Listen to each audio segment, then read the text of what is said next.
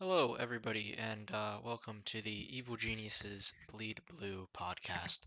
This is the podcast where we talk about everything Evil Geniuses, or at least try to. And in this episode, lots has happened this week. Lots and lots has happened this week. Um, the LCS playoffs continued.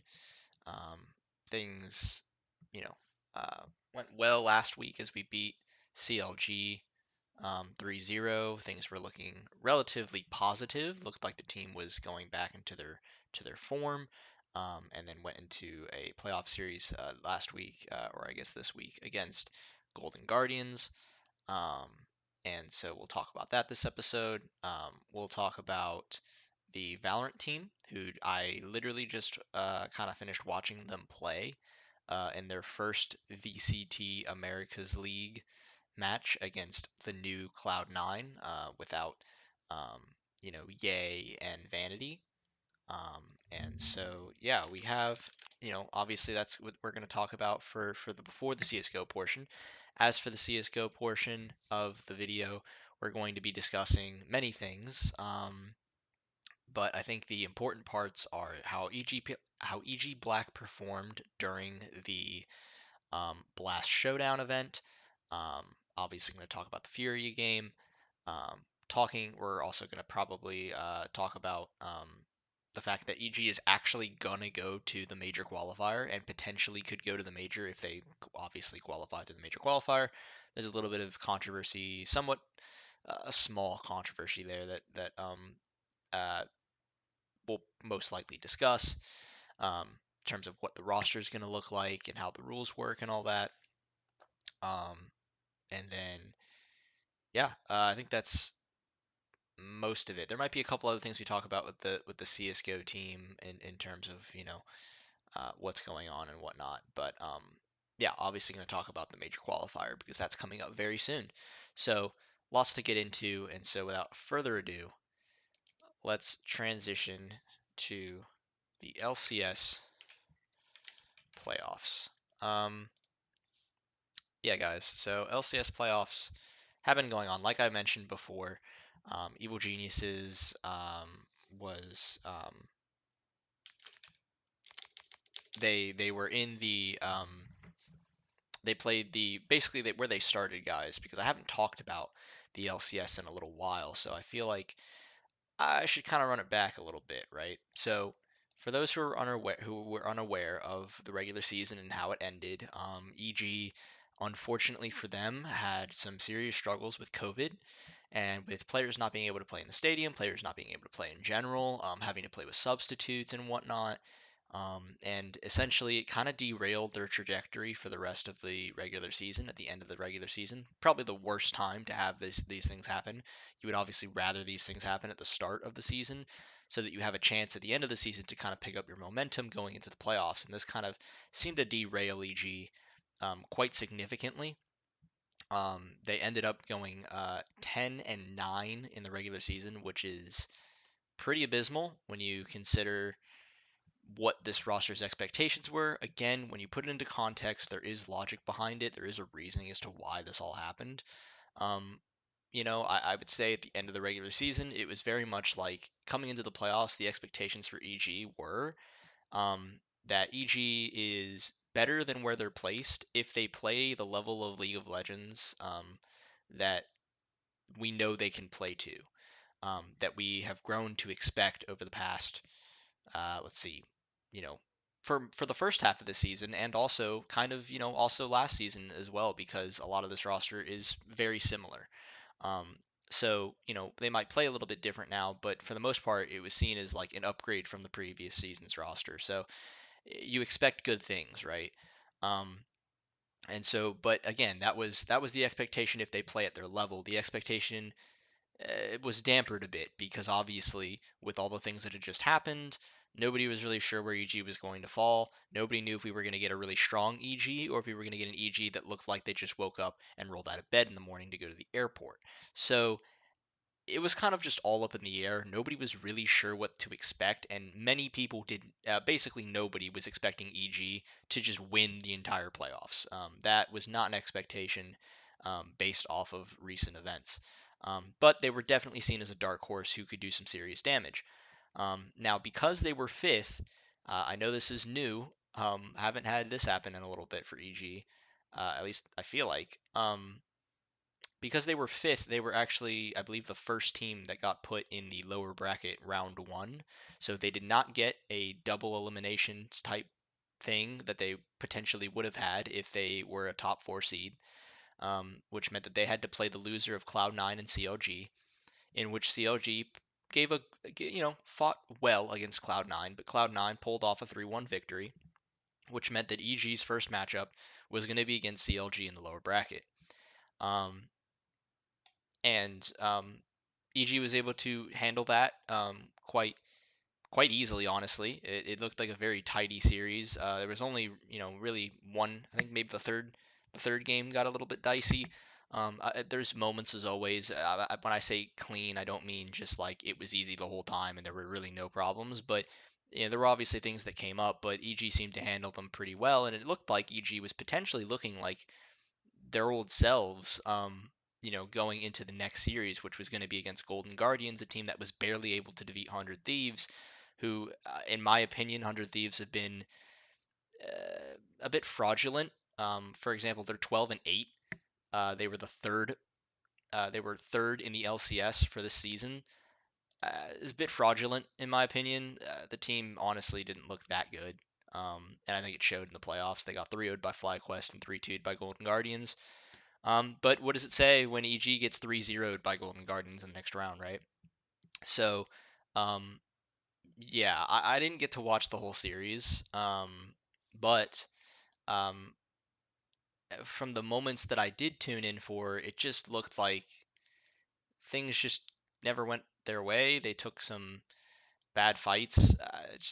Yeah, just I don't know, very very strange. It just they didn't look like themselves. They just didn't look like the same team that we had seen, um, for the first half, right, of of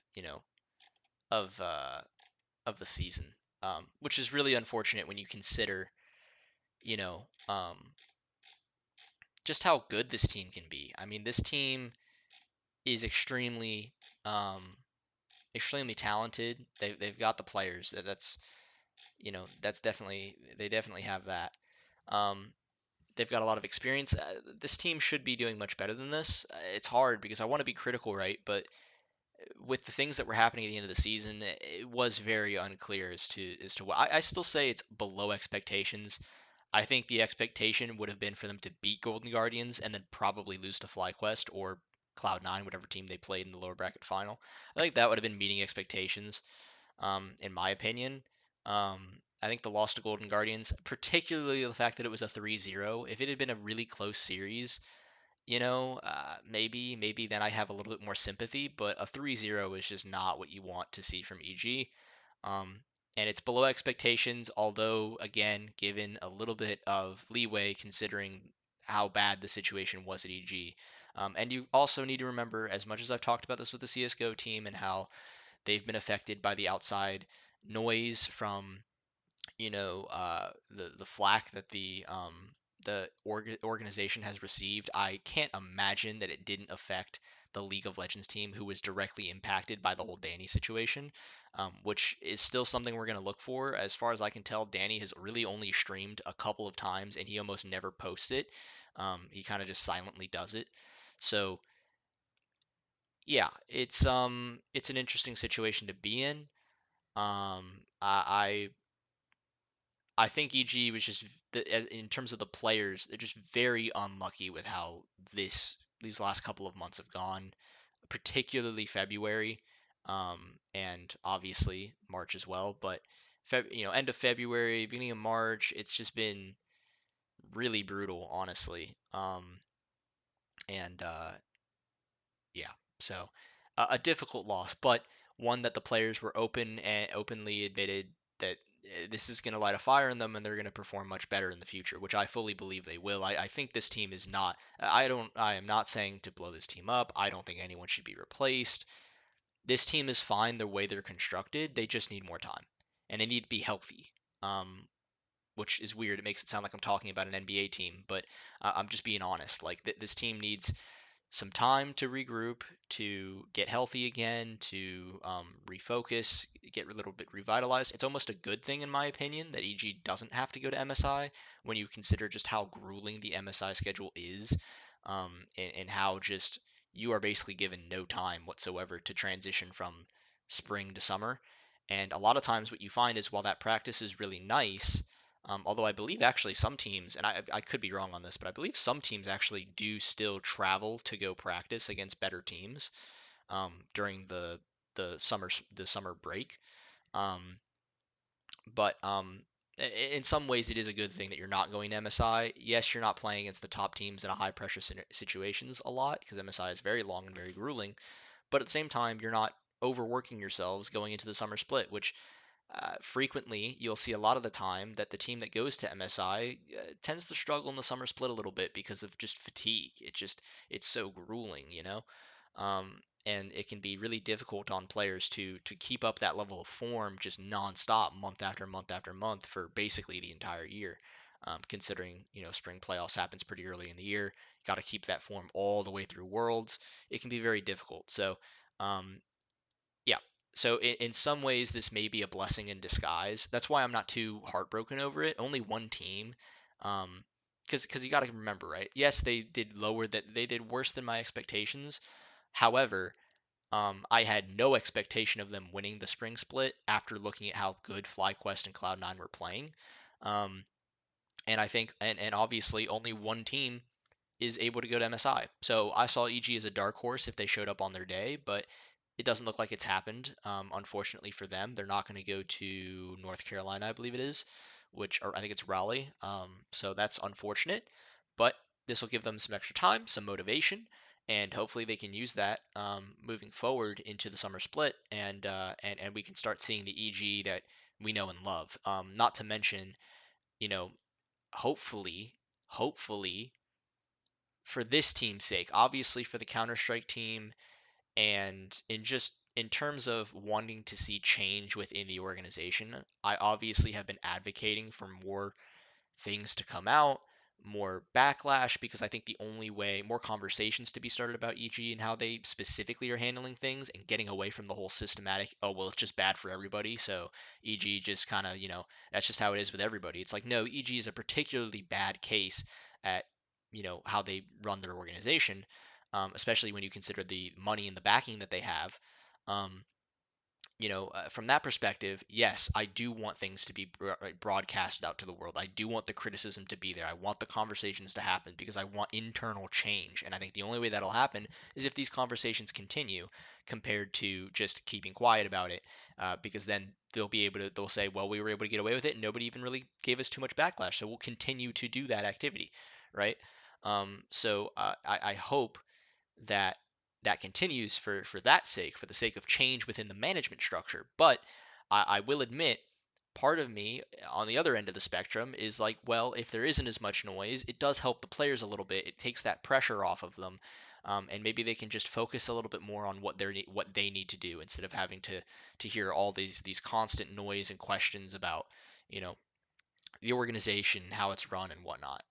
So we'll see. But overall, a tumultuous season that I think ended slightly below expectations, but certainly, the I don't want to call them excuses, but there are valid reasons as to why it didn't turn out the way that we would have hoped. And hopefully, this gives them a lot of, motivation to improve in the future. One more thing I briefly want to mention is obviously, very well respected other podcast creator, the Live Evil Pod. If you guys haven't checked out the Live Evil Pod, I pretty sure I've been putting it in the description box of pretty much every single podcast I've posted since I mentioned them originally. But you should check out his podcast. I wanted to get a little bit of his insight in terms of, I kind of discussed, the fact that I didn't think the playoff run was very good, but overall, it's just not a lot of time was left. And he responded to my tweet, and gave a little bit more insight. He knows the game a little bit better, and so he could give more game specific insight. And he told me that terrible drafting, there was some arrogance in the way they played. just probably assuming they were going to crush Golden Guardians because they have better players. Each player is taking it hard though, so I hope that fuels the motivation. They will be the first to admit to complacency. So again, probably just thinking they're better players.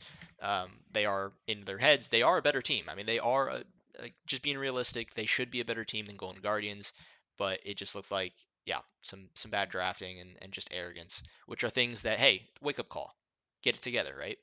So yeah, so that's all I have to say about League of Legends. And if there's any more news that comes out about the League of Legends team, I will be more than happy to discuss it. But for the moment, it's gonna be pretty quiet, probably I'd imagine until summer, because they're not going to MSI. Unless there, comes out with any news on them going to practice somewhere internationally or something. I don't know. But for the most part, it'll probably be a little bit more on the quiet side for the next couple of months or so until the summer split starts. I can never remember the date that the summer split starts, but you know me, I'll figure it out and I'll let you know. So moving on, let's talk about the VCT America. Is there like a proper term? America's League. I was gonna say that, but then I wasn't 100% sure if that was the correct phrasing. So there we go, VCT America's League. Now this just happened today.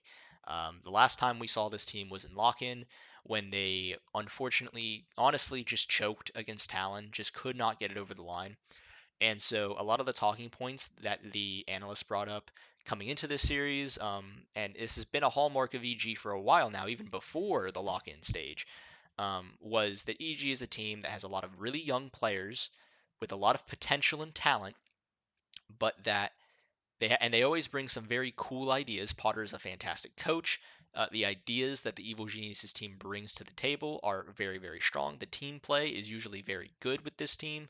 However, they seem to choke at the final hurdle. They struggle to close out games. They struggle to close out series. They struggle when the moment gets big. They seem to kind of collapse a little bit under the pressure and under the weight. And so that was something that was being discussed before this series, and it reared its ugly head in this matchup. Yeah. So playing Cloud9, for those who don't know, Cloud9 has seen some massive, massive shakeups since the lock-in tournament. They lost out on. They basically gave away. Well, they didn't even give him to anybody. They just released him. They released Ye, who, for those who don't know how good Ye is and who Ye is as a player. And a person, he's an amazing person. He's actually one of those players that's like so amazing and so talented, but wants to give back to the community, wants to teach players, young players, just how to play the game and what he's thinking of while he's playing. I believe he still posts YouTube videos. I might be wrong on that, but he's made some very good tutorial videos, even just with Valorant in terms of like crosshair placement and whatnot. He is a fantastic person. He did an interview with Richard Lewis that you can go check out on Richard Lewis's channel. That's fantastic. It was when he was leaving Optic Gaming and was going to go to Cloud9 or was rumored to go to Cloud9. Um, but that's him as a person. As a player, he is unbelievable. I think a lot of people have been disenchanted with Ye, or maybe are for some reason believing that he's just a Chamber one trick or something because Chamber was so good for so long and Ye was just the best Chamber player I've ever seen in my entire life. And Chamber has been nerfed to the ground in the offseason. Cloud9 picked up Ye during the offseason, and then the Chamber nerf happened, and so people just basically are drawing one-dimensional conclusions that you know, Cloud9 pick up Ye, Chamber gets nerfed, Ye's no longer nearly as useful. We need to get rid of Ye because he has a role clash with their other star player, Leaf, who usually played Duelist. So I think in Cloud9's mind, they were thinking Chamber will be played by Ye, and then we can have the secondary Duelist, or the Duelist in this case, be Leaf. And so that's going to be our duo. And then when Chamber got nerfed, obviously then that meant Ye was going to go back to Duelist, which puts Leaf in a weird spot because if you don't understand how it works in Valorant, typically your main Duelist will probably play Jett. It's usually Jett. It's been a little bit different recently. Some people have gone different directions with it, but for the most part, Jett gets played, especially by Aubers. and so Ye and Leaf both kind of fit that role somewhat.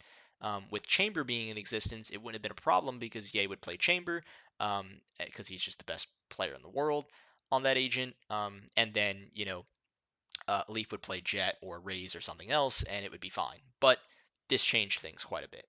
Now, that's yes, it caused some slight rule complications, but we're talking about Ye here, who is quite literally the best player in the world. Um, Probably wouldn't say that now because he hasn't really played much. He played with Cloud9 in lock-in, and he looked very, very good. But yeah, obviously he's been dropped from the roster, and so nobody really can definitively say that Ye is the best player anymore. But I personally believe that he will be in the future if whichever team decides to sign him. Cloud9 said that they dropped Ye due to role issues, which is just obviously bullshit because if it was a role issue, you would kick Leaf and keep Ye because Ye is just better. I'm sorry, but he's better.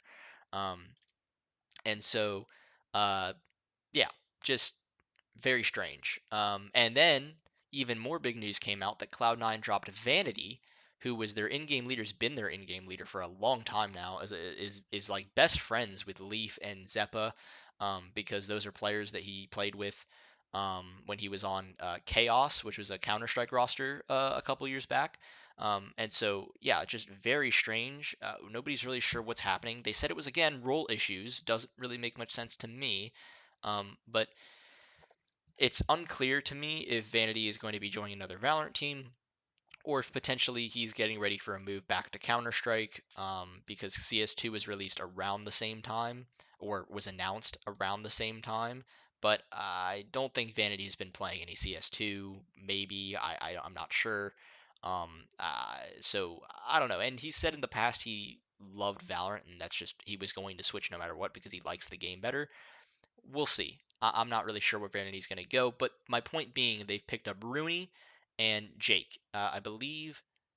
Ooh, is Rooney their in-game leader or is Jake their in-game leader? That I do not know. Unfortunately, I apologize, but I don't know. Yeah. So let's see. Let me look at this article here. So we've got.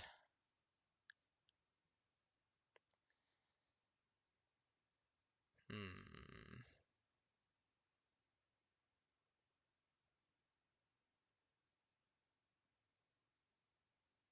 Yeah, I'm not sure.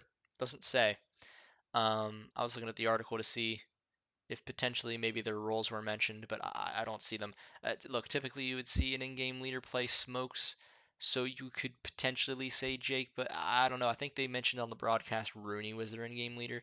I could be wrong. I don't want to. I don't want to say something that's not accurate. Unfortunately, but basically they have two brand new players. One of them is their in-game leader, and the other one is filling some type of other support type role potentially.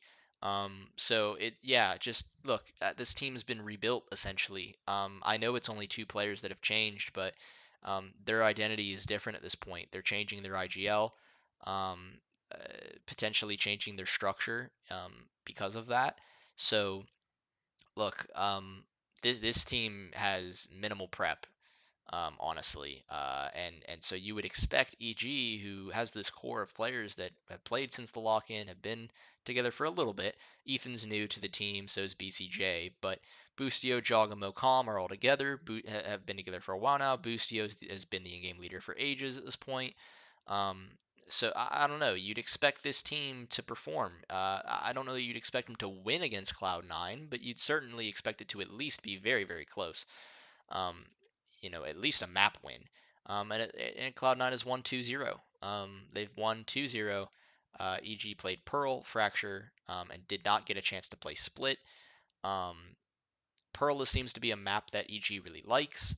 Fracture, I don't recall last time I've seen EG play Fracture, but I know it's a map that Cloud9 has typically loved in the past, although that was with Vanity, and Vanity has openly said that he likes playing the weird maps. So I don't really know um, what C9's map pool is going to be, if it's going to be very similar to what it was before or what.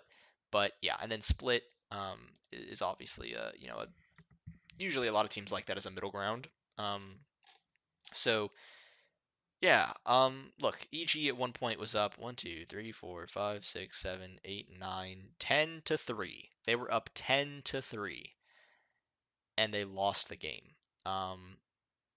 They let Cloud9 just rattle off round after round after round, and they just choked it so bad.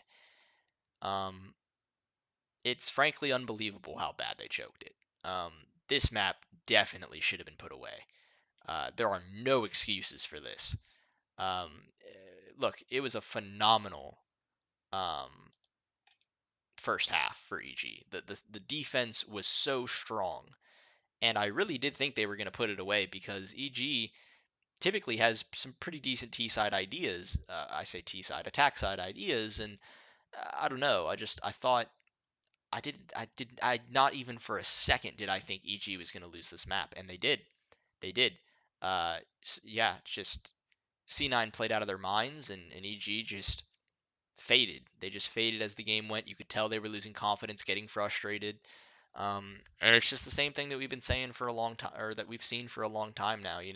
Oh, last year EG beats Optic Gaming, the best team in the world, and what do they do when they go to playoffs? They lose to NRG, who was struggling the entire season.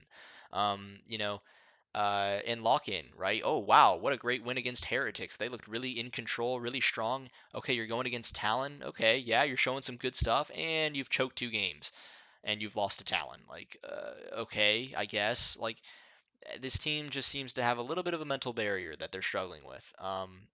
Obviously, I am not advocating for any changes. It is one series. It is one game. It is only 2 maps, right? Like things can change. It's early in the season. The only thing that I worry about with this team is I think this should have been a match that they. When I look at what Cloud9's situation is on paper, I think this is a match they definitely needed to win. When you consider just how stacked this league is, I mean, this league is just stacked with good teams. Um, it's really not clear. Leviathan, an amazing team. NRG is an amazing team. 100 Thieves is an amazing team. Sentinels just beat 100 Thieves. They're an amazing team. Loud, I think did they go to the final of lock-in? I think the final was, yeah, I think it was Loud and Fnatic. So Loud, clearly a fantastic team. Cloud9 having their issues. Furia's okay. Really the teams that I'm expecting EG to beat. Cloud9 in their new situation, I would have thought, maybe.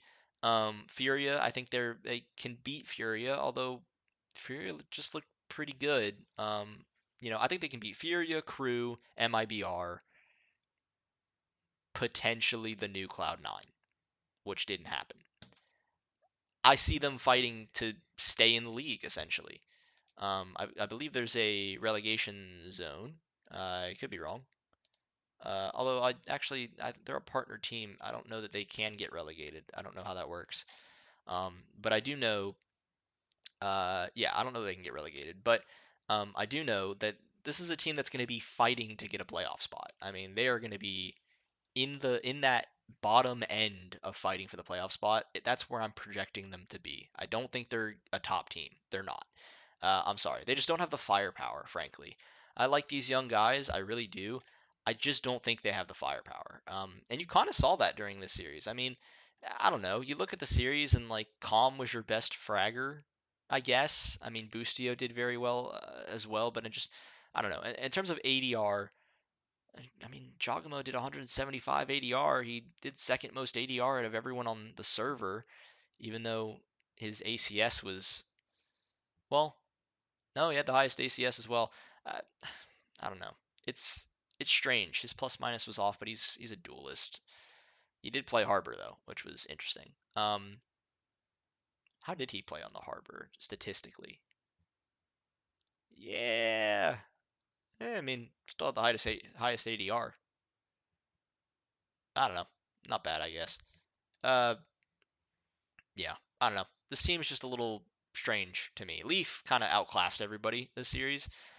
He had 181 ADR, highest in the server, 270 ACS, 43 and 33.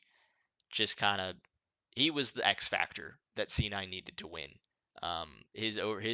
Him performing extremely well kind of was the difference maker in the series, in the sense of, EG's frags were all within 30 to 35 kills. Um, you know, that range for C9, other than Leaf, their range was 30 to 36 kills. Uh, Obviously, it's a lot more details than that. There's context, there's winning important rounds that affect your money, there's all these other things, right? But I think it's just unfortunate that they weren't able to win this one, because this is one of the ones where you kind of want them to win. Especially because I think, obviously, with time, this Cloud9 roster is extremely talented in terms of their talent, and they will get better, unfortunately. Not that EG won't, but I don't know. We'll see. I'm anxious to see how this team performs during this league. I want them to do well, obviously, um, but I get a little bit. I'm a little worried. I just don't know that this team is going to make playoffs, and it's not because they're a bad team. It's really more so because the Americas League is just absolutely stacked with some of the best teams in the world, multiple best teams in the world. That level, right? Though that they can make it to the finals of a tournament and you're not shocked. There's so many teams, right? So yeah, I mean, literally, you can name, right? Just looking at the list of the teams, right? Loud. You can see Sentinels doing it. Leviathan, NRG, 100 Thieves. I mean, bro, like, you know what I mean? The most suspect one that I just mentioned is probably Sentinels. And look at their lineup. Like, their lineup um is stacked with veteran talent and people who have been there. They signed Marved as a backup, but they have Tens Def as their in-game leader. Zekin, incredible player for XSET. Sassy with Loud won the biggest tournament in the world with Pincata as well. So like, uh, there's no counting that team out of what going to a final of a big tournament. You know what I mean? Like, it's just going to be extremely difficult for this team to really make it into playoffs, because I just listed how many teams? One, two, three, four, five. Guys, there's only 6 slots. It's gonna be tough. It's gonna be tough. So best of luck. A tough start, but um, obviously I think things will improve over time. I know these guys work hard. Worst case scenario, you might end up seeing the whole 10-man roster come into play and them interchanging players. I don't think you're going to see that anytime soon. I wouldn't expect to see that unless, like, bro, we're like halfway, maybe a little bit more than halfway into the season, and things are just going so badly that things need to change. Okay, then I could see something like that happening. But unless that happens, I'm not expecting any changes this entire season, pretty much. I'm expecting this roster to stay together for the entire season and then make changes if you don't make playoffs, or if you do make playoffs and you lose early, then you consider making changes. But yeah. So, anyways, yeah, look forward to more Valorant content, or discussions about the team, and hopefully I can get a little bit more in depth with it, like I do with the Counter Strike squad. Because I did watch the whole series today, but I was making dinner for the first map. Didn't get to see them choke. I mean, I knew that they were choking because I kept checking and I kept seeing like the end of a round, or the mid round or something, but I didn't get to fully delve into, okay, this is what they're doing wrong. This is what's happening here. Um, so yeah, I mean, I did watch the second map, but damn. Anyways, so yeah, I think without further ado, guys, enjoy the Counter Strike section. Hey everybody, welcome to the Counter Strike portion of the video. Um, Apologize for the delay. Current's moving in, and well, not here, but he's moving in somewhere. And yeah, it was just kind of difficult to get both of our schedules lined up. It's not just him. I was also kind of dealing with a lot of stuff over the weekend and whatnot, so it was just kind of difficult to schedule everything the way we wanted to. But obviously, I wanted to have Kurrent on the episode because a lot of shit has happened in the past week, not just related to EG Black, but obviously in relation to the main roster, which is not something that anyone was expecting, not even the main roster. So, obviously have a lot to talk about there. So, yeah. Uh, anyways, I guess we can jump straight into EG Black. Might as Um, well, right? yeah, might as well.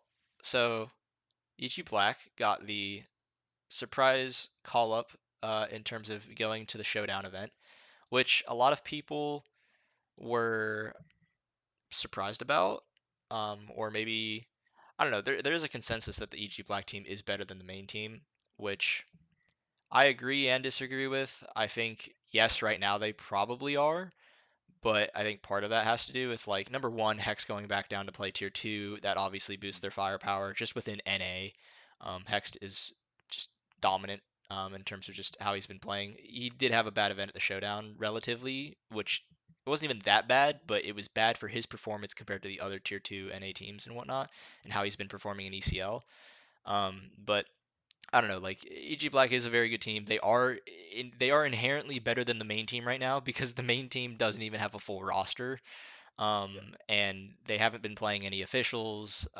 I mean, they haven't played in what, over a month probably at this point, right? So Yeah, like there was no way that the main roster was going to play that event because they didn't even have the full roster because Hex was going down to EG Black. So they would be playing with a roster that they wouldn't be using come, the next season of CS or at IEM Dallas or whatever. You know what I mean? Whenever they decide that they're going to play, right?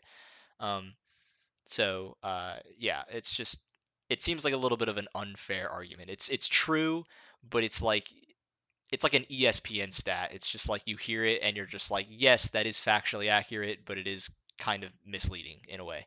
Um, but regardless, not only did they play in the showdown, I think quickly want to touch on the fact that they played in the Melbourne North American the Melbourne 2023 North America closed qualifier. For those of you who aren't aware, they EG White went to Melbourne, I believe, last year, yep, they did. where they honestly kind of got destroyed. They They got got they absolutely got mauled absolutely by shit on. Asian teams, and I can't remember the name of the. I It's think they slipping my mind.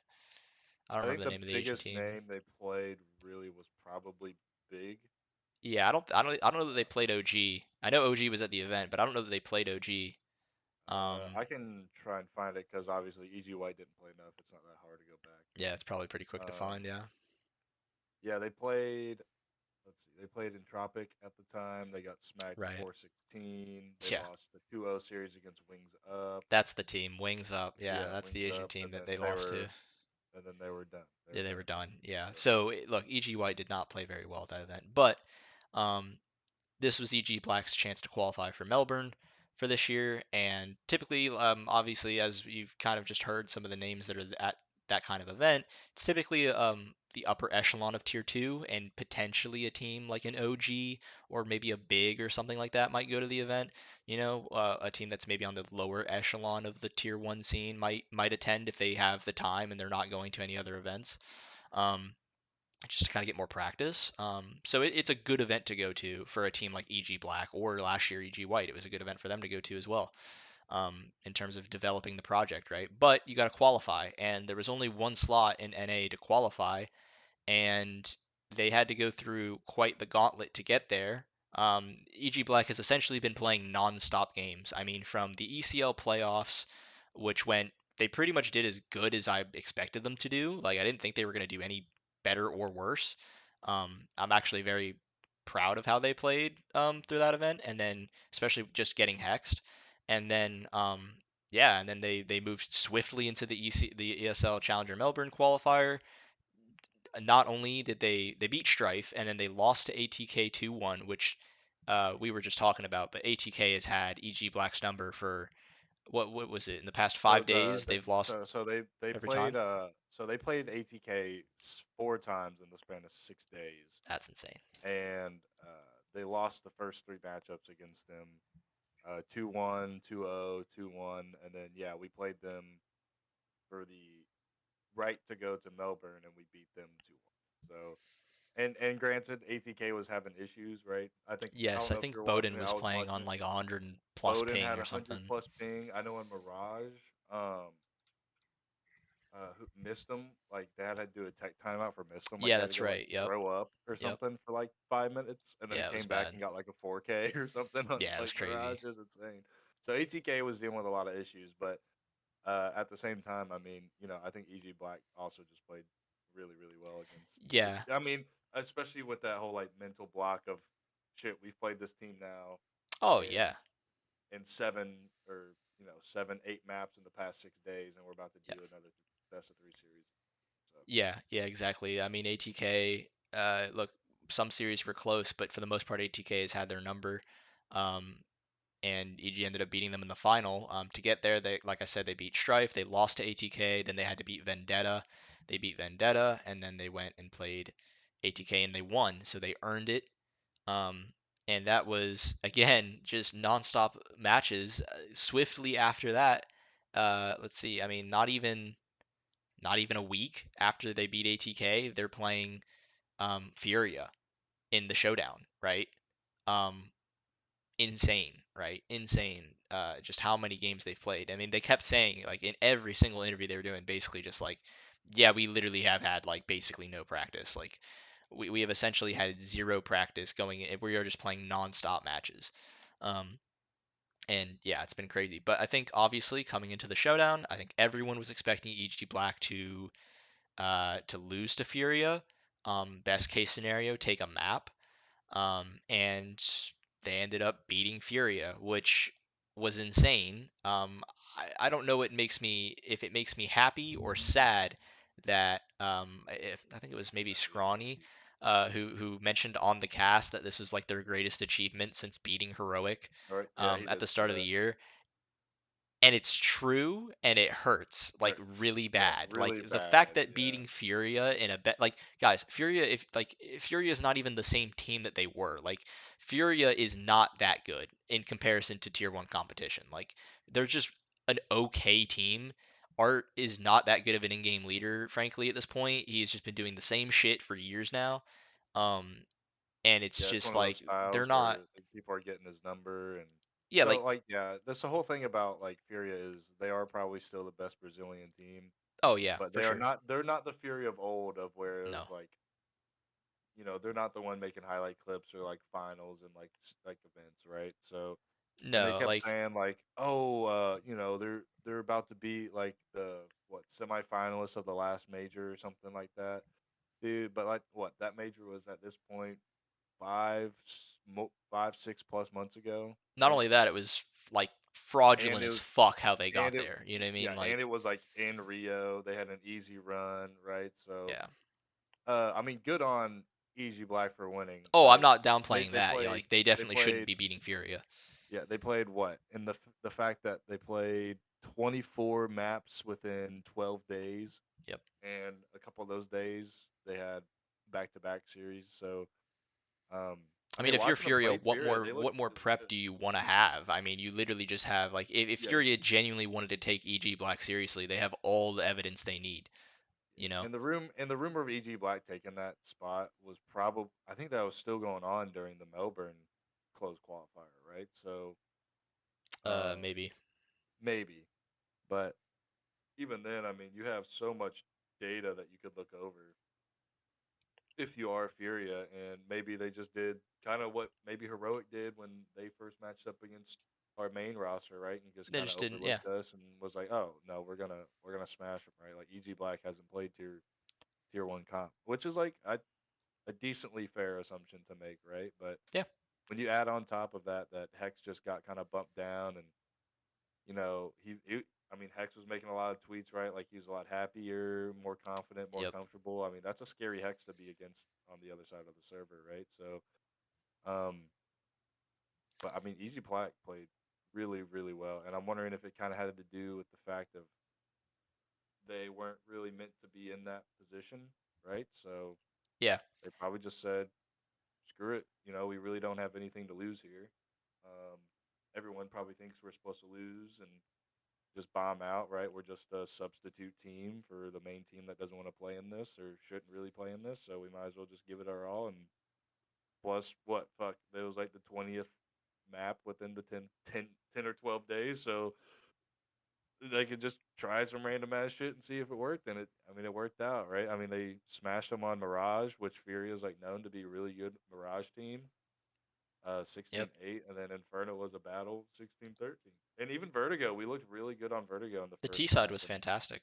our T side on Vertigo was like It's fantastic ridiculous. T side. And then Furia kind of just set that tempo on the T side on Vertigo, Yeah. kind of rolled over us. But I mean, we beat Furia, which was huge. I didn't catch much of the Imperial match, but Yeah, that match was a little bit of a stomping, honestly. I think it very much proved that yes, they beat Furia, but it was I don't want to say it was fluky. It was fluky. Like if Furia plays EG Black 10 times, Furia is winning most of those easily. Furia's at least winning like Um 7 or 8 of those 10 times for yeah, sure. they're gonna win a lot of those fucking series. Like this was an overperformance for sure, especially from Junior, who had Oh, a fucking 1.5 rating during the against Furia, series, was yeah, plus 36 and went 72 and 36. Um, it was. I don't know who the female interviewer was for Blast. it might have been Heku, maybe? No, it was the Wasn't blonde. Heku? It was the blonde one. I can't remember her name. Oh, But Freya? oh no, no, I think it was Heku. I lied. Yeah, it was Heku. But whoever it was, they were really trying to push this whole like narrative of Junior versus Furia, and like Yes. trying to make this whole like thing like a personal bad blood battle. Even though Junior's been off of Furia for like probably over a year at this Oh, point, I'd definitely. I say, think so. like I think at this easily. point it's been over a year, yeah. Yeah, oh, easily over a year. Cause yeah, he went on to Complexity, right? So Yep. like, oh, like this is your revenge series against Furia, and it's like, no, I really doubt it. Like, No, he even like said there's in his no interview, I way. mean, he's he's friends with Yeah, those guys. yeah, he's friends with those guys. I don't think it was a bad blood situation, but I mean, I'm sure it definitely did feel good for him though, beating the team that ended up dropping him, right?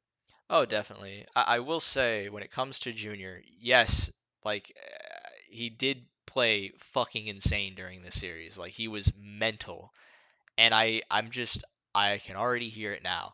Like, oh, look, Junior played a tier 1 team Junior for and Wiz. Junior played a tier 1 team. I literally already had to talk about that with somebody where they were like, just replace Junior with Wiz at this point. And I'm like, not only have the coaches multiple times said and Valance has said like Wiz fits the playstyle of the team, and if you hear Wiz fits the playstyle of the main roster, immediately Junior does not is not on the roster. Like Wiz and Junior could not play any differently. You know what I mean? Like their playstyles are so you are completely opposite ends, right? Um, and while I do think obviously Junior played fantastic, and yes, Furia is a tier 1 team, I would say that Furia's playstyle kind of it fits into what Junior wants to do, which is Junior is a very aggressive opper. He likes to repeak frequently. He did a little bit too much for my liking. He still does it too much for my liking. A From little what bit, I've yeah. seen, he repeaks everything in situations where I'm like, dude, a drilled team, like if he played heroic, he would get destroyed, but Yeah, he would he'd just get get that trade first killed pick. every single Yeah, time. he'd get traded instantly. And it's like obviously he's playing out of his mind. And that fucking clip of I think it was when he was playing Imperial on Nuke. I think they played, didn't it? Right? Was that the match where he Yeah, hit the no scope and he hit? You know, they have that clip yeah. that is definitely going to be a meme for like the next 5 years in Counter Strike, at a minimum. But and I like Juniors. Like he seems like a cool guy. It's just look, I just think in terms of play styles, he couldn't be facing a tier 1 team that is a better team for him to play to just destroy. Like the amount of kills, guys, that he had, not blind, was unreal. Like Really was. he was never blind. He was never blind ever. Like ever blind. But I will say though, in a good positive of that though is Junior was always kind of known as that like that Draken kind of like thing, right? Yes, but I Where think that comes down to there um being more utility pressure on him. Like he's just, right, you know what I mean? Like right. So I will say like he did hit the shots that he was supposed to. I know that was a really big issue when he played Inferior and in Complexity, right? He had that Draken syndrome where he was high risk, high reward, but like for whatever reason, when he had that ADHD, right, where he if he sat still, he couldn't get the frag. I saw a lot more of that in this series, but like I agree with you also on the fact of he wasn't blind as much, he wasn't dodging too many flashes, there wasn't a whole lot of utility pressure put on him, but it was good to see that he was hitting shots that he was supposed to hit Yeah. in that And time. like, look, I'm sorry, I'm not gonna be convinced off of one series. Like, Oh no. it's gonna take not only this series, but it's gonna take like, you know, let's see, what are the teams that are gonna be at Melbourne? Um, Oh, so Melbourne will I'm sure they be. have the. I had it Let's up see. literally 2 seconds I have ago. it here now. Complexity, Greyhound, the Mongols, who, for those who don't know, is the IHC team, I believe. Yep, it's the IHC team. A little bit different. Rare Atom, who's been playing surprisingly And well, made the Kaze's play. I think insane. did they make the Kaze's been going playoffs crazy. of EPL? Maybe. I don't know. They did get an upset No, win over I do Liquid. not. I do not believe they made I don't playoffs, think. but Yeah, they I think they didn't were make playoffs, close. but they did get some good wins. Yeah, because they were going. They Because showed some good Kaze was stuff. going crazy. Vertex, whatever.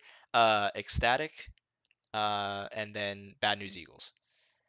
Not insane competition, but a But good better enough competition. competition to where it's better than the ECL teams that they play against. Um, where I would take some stock into that. Like if Junior has a pop off performance in that event, I'm not going to be convinced, but it's definitely going to help, right?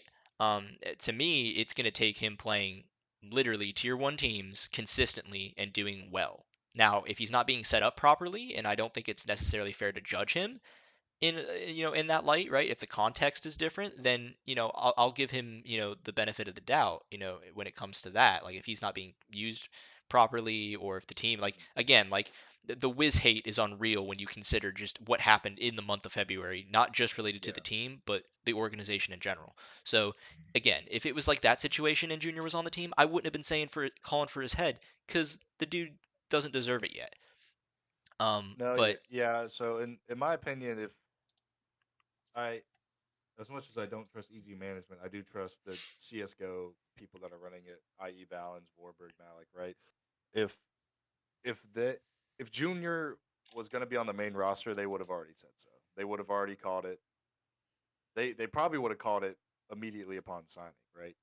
If they thought that he was going to be a main roster player off of the rip.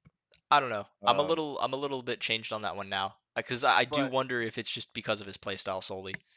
yeah, so that's what I'm saying, right? Like I I mean, you even sourced right, like Vorberg said, and even Valen's interview said that Wiz just fits their playstyle better, or at least the playstyle that they are trying to achieve. Because obviously it's not working too hot right now. um, Junior's just so high risk, high reward, right? He's gonna be that guy where he can have these pop off games and pop off series like he did against Furia, and then he'll play someone like Imperial, right? Who has fallen, who had fallen, based on his history. He doesn't care who he's playing. He's watching. He's probably watching demo. He's Andy Stratton. He's knowing what to do, right? And yes, Junior did he was the highest rated player for our team, but he wasn't going incredibly insane, right?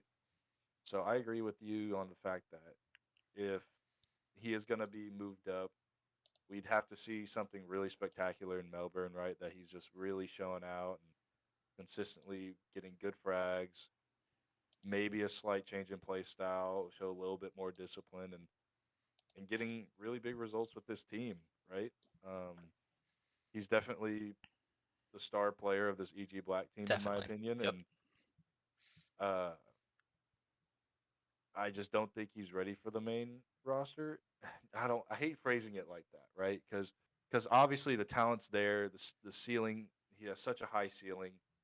It's just whether he can consistently play above his floor and just be better on a consistent bet. Like there's no other way to say it, right? Yep. Like we saw it in Furia, which I give him a break for Furia, right? He moved, he switched up his whole lifestyle. Furia had to change to English. So I give him a break for Furia, but we even saw in like complexity, he really did not work super well within that roster, like at all. Yep. I mean, granted that was another weird mix of I think JT's calling maybe not working very well with how Junior likes to be set up frags, but I just don't know how he would really fit in Nealon's system, being so default heavy and not incredibly aggro on the CT sides. They're very selective from what I see. Uh, I mean, I know if I can remember correctly because it's been so damn long since they've played. I mean, they really only pick a few rounds on the CT sides to go aggro, and then Junior on the other hand, he's probably going to want to peak and get picks like almost every single round, if not every other round, right? So we'd have to see him be more disciplined and just. I like the guy. He followed me on Twitter. Shout out to Peyton, but um, I trust the guys over there, like managing the team. That if they think it's the right call, they'll make it. But Yes. let's also put in perspective that Wiz has really not had a whole lot of opportunity on this main roster No, he's ever not been any really. on. Right, and people, I saw a couple people on Twitter, right, that's saying like, "Oh, Hex shouldn't have been dropped. Like, why are you getting refresh now?"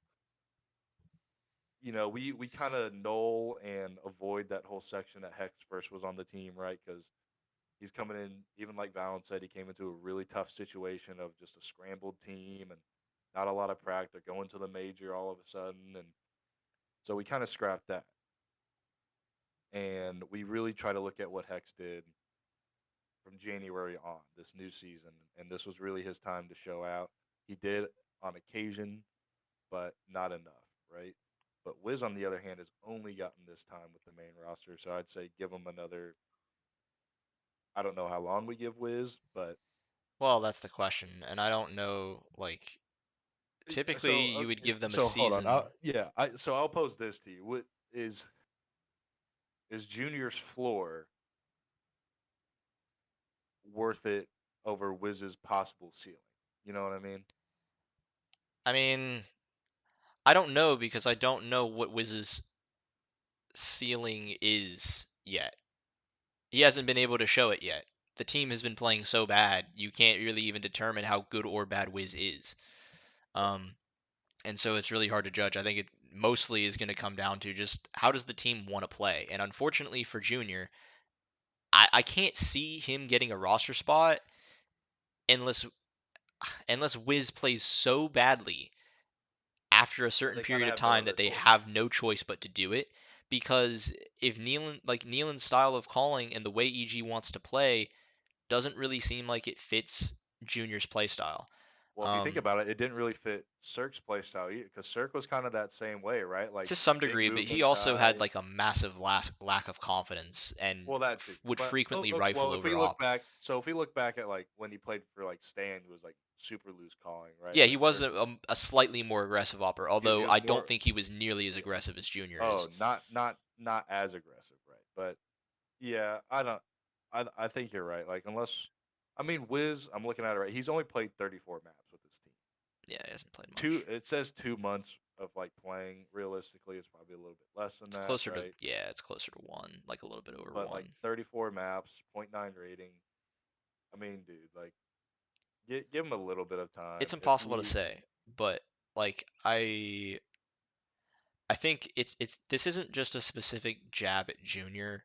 I just want to preface that like this is a concern of mine because I want him to succeed and I want him to move up and I want him to move up in the sense that I know that'll mean he'll play tier 1 competition and that's what I think he really needs. I really do think he needs to be playing better teams so that he can adjust at his play style to tier 1 Counter-Strike. And because I mentioned that because typically, when it comes to the tier one scene, aggressive oppers seriously fucking struggle. Like what typically happens with aggressive oppers when they join the tier one scene, if they start, usually occasionally they'll tear it up at the start because teams just don't know how to deal with it, right? Because they're all gonna have different play styles and be aggressive in different ways and like to take certain duels.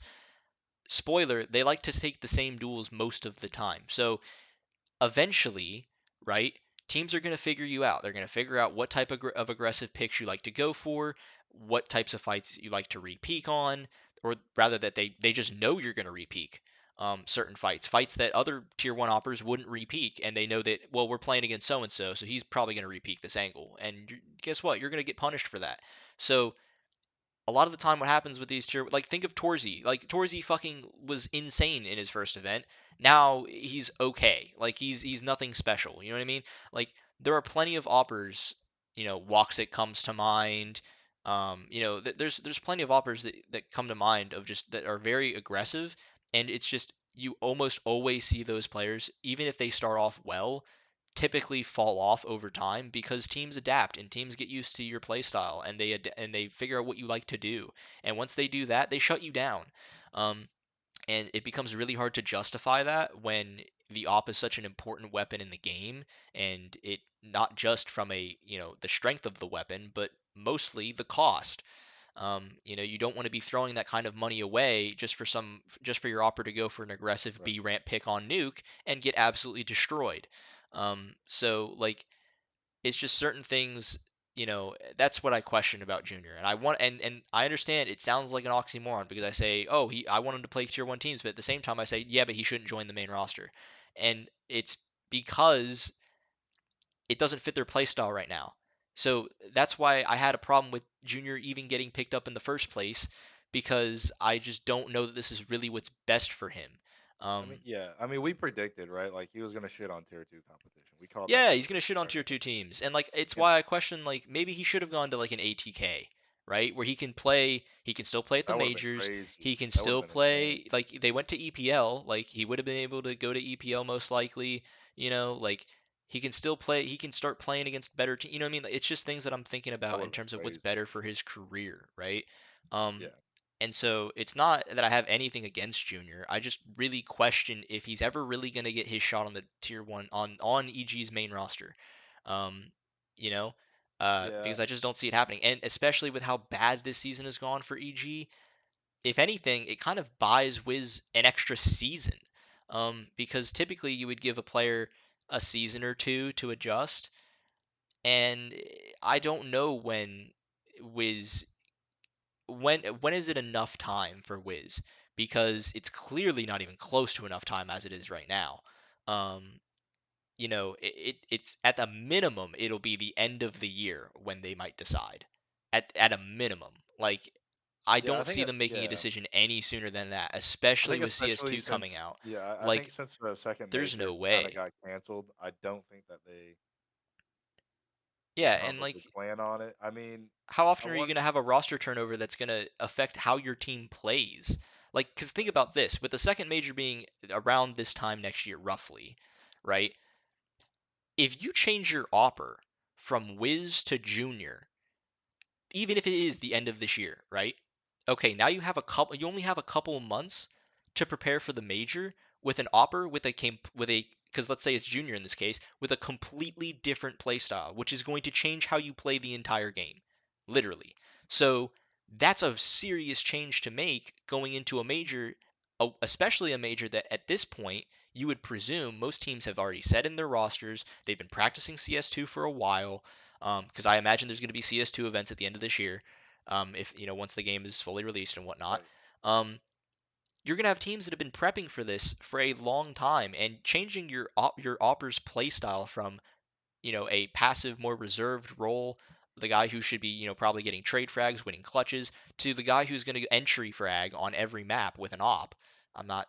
I mean, I'm using that as a very Right. rudimentary example. I don't actually mean that's what they do, but that's a massive change to make going into a major. And I can't count how many I am sick and tired of this team making changes, but doing it so late that then it becomes an excuse for why they're not performing well. Like, I give Hext a pass slightly in the sense that his role was entirely changed from the first season to the second season.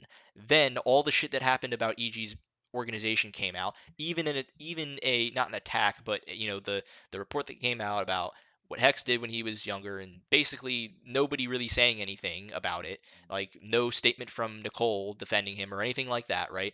Or not really defending him, but just vouching for the guy, right?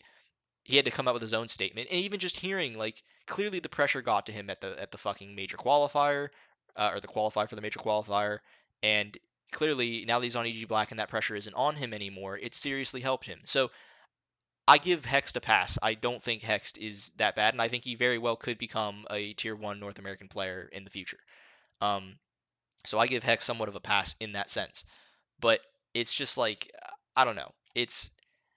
I get frustrated.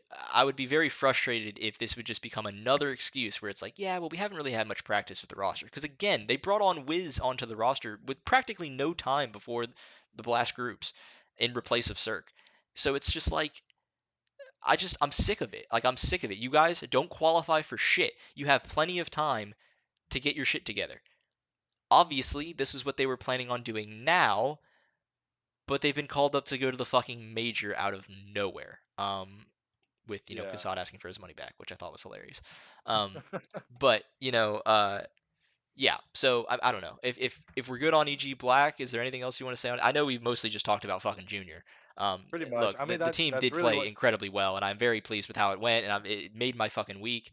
Yeah. And I can't wait to see them play in Melbourne, especially now that they're gonna have practice going into the event. Like it's gonna be fucking awesome. Now, could get derailed depending on if EG's main roster makes the major, because then Hex wouldn't be able to play on the team presumably. So because he would most likely be with the main team. Um, maybe, maybe. Yeah. I mean, Yeah. I most mean, likely. I don't imagine that they wouldn't do yeah. that, but I mean yeah, to wrap up EG Black. I mean Junior is like the main talking point, right? Because yeah. he's. I mean He's the everybody. star I player. think everybody on Twitter knows, right? Like, oh, they've been talking about it, right? Yeah. I do want to give a shout out to Rush. Like he looked like Oh, he looked good. Yeah. he looked like that solid vet that like the team really needs, holding down like bomb sites and probably calming them down, right? Because we're like, hey guys, we know we weren't supposed to play this event, but let's just worry about what we can control. I'll give a shout out to George. George had Yep. a lot of good flashes of like The that guy that maybe utility was that really good. I actually want to credit yeah, Walco a lot for his surprisingly. in-game leading. It was very good. Yeah, I'm I think people at this point know that we're not the biggest fans of how Walko calls sometimes, but I will say that Vertigo looked like super strong T side, right? And Yeah. but yeah, again, just shout out to everybody but Junior. They did a great job.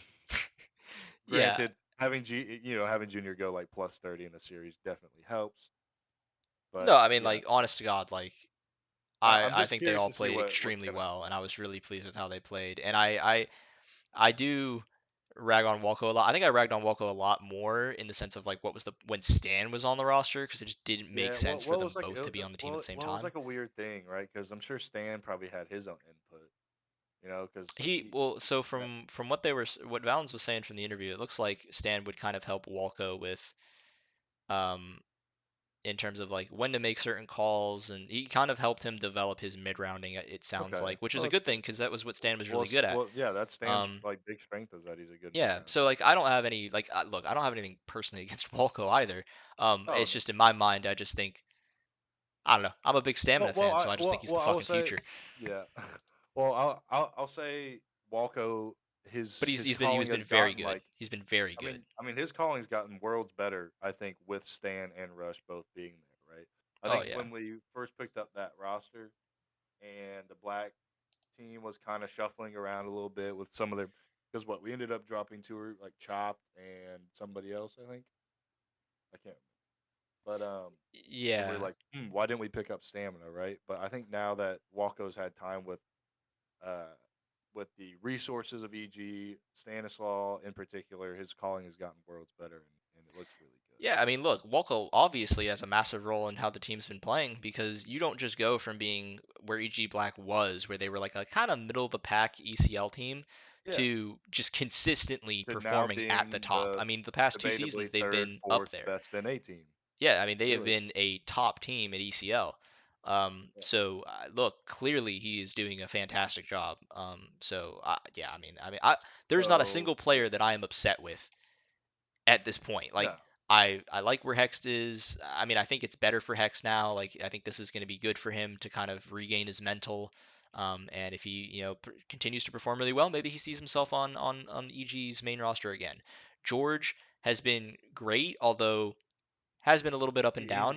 He's been But spotty. He's been a he's bit been a spotty. little bit up and down recently. But I, But dude, what am I he's a like? kid. He's 19, Yeah, and he's young, imagine being so I'm not 19, worried about that. playing ECL for one, all those matches in a row, and then all of a suddenly you get the call saying, "Hey, you're playing Furia in like 2 days," or Yeah, like and so this like like BLAST Showdown qualifier, right? So, yeah, and like and continuing down the you list, can like yeah, Ru you can like say it Rush doesn't is bother you, but it fantastic. does. Walco's been great. Junior's been their star player. I mean, look, when your star trio is Hex, George, and Junior, that's a That's fucking pretty good North solid. American team, dude. Like that's a fucking stacked North American team right there. with how NA is at the moment. That's fucking good. So I have no complaints. I was very happy with them beating Furia. Yes, Imperial did kind of Stop do them us. dirty a little bit, to some degree. Obviously, Nuke was a little bit close, but still. Um, but overall, I didn't even think they were going to beat Furia, and the fact that there was even a chance that they could be fighting for, uh, a blast spot at DC was insane. Dude, Did they I'll say one technically thing. If outperform yeah, Liquid in complexity?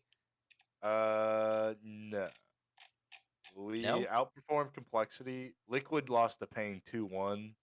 So you could say, in they theory, finished about on par, third to fourth. yeah, Yeah, they they're all finished they're third both fourth. third. I mean, you could debatably say that we might have, because Liquid should beat Pain. Yeah, Imperial. but I I don't mean, know. we should have Technically, we lost to probably should Furia. do better against Imperial than we did. I mean, technically, Liquid probably should have just qualified, I mean, they but should have. They should be easy qualifying through this, especially if Furia yeah, gets beaten by EG Black and yeah. I Imperial mean, beats that takes Complexity. out Like your number one Liquid competition. literally Your had everything they competition was every gone. going into the semifinal. Team Liquid should have been like, this is our fucking event. Like Yeah. we're not losing this. So especially So when you lose to Pain Gaming for the second time in a row. okay. So So I'm going a bit off script here. go for it. Um, with Junior, we've talked about Junior, right? And what do we think about Jordan? Like, What about? obviously he's doing well, and Yeah. he's been a little bit spotty, but he has. I think everybody knows, if not you do now, that he is the probably highest potential young like NA talent, right? Yeah, For how especially young like he for is, for yeah, being like 19. I mean, there's a lot of like young NA talent, right? But I mean, for being him being 19, he's up super there. young, He's definitely up there with like do you think he gets a shot at any point? I mean, we're picking up refresh. um Uh, I would supposedly. say I don't know. Not for a little bit at least. I mean, I think the moment would have been now.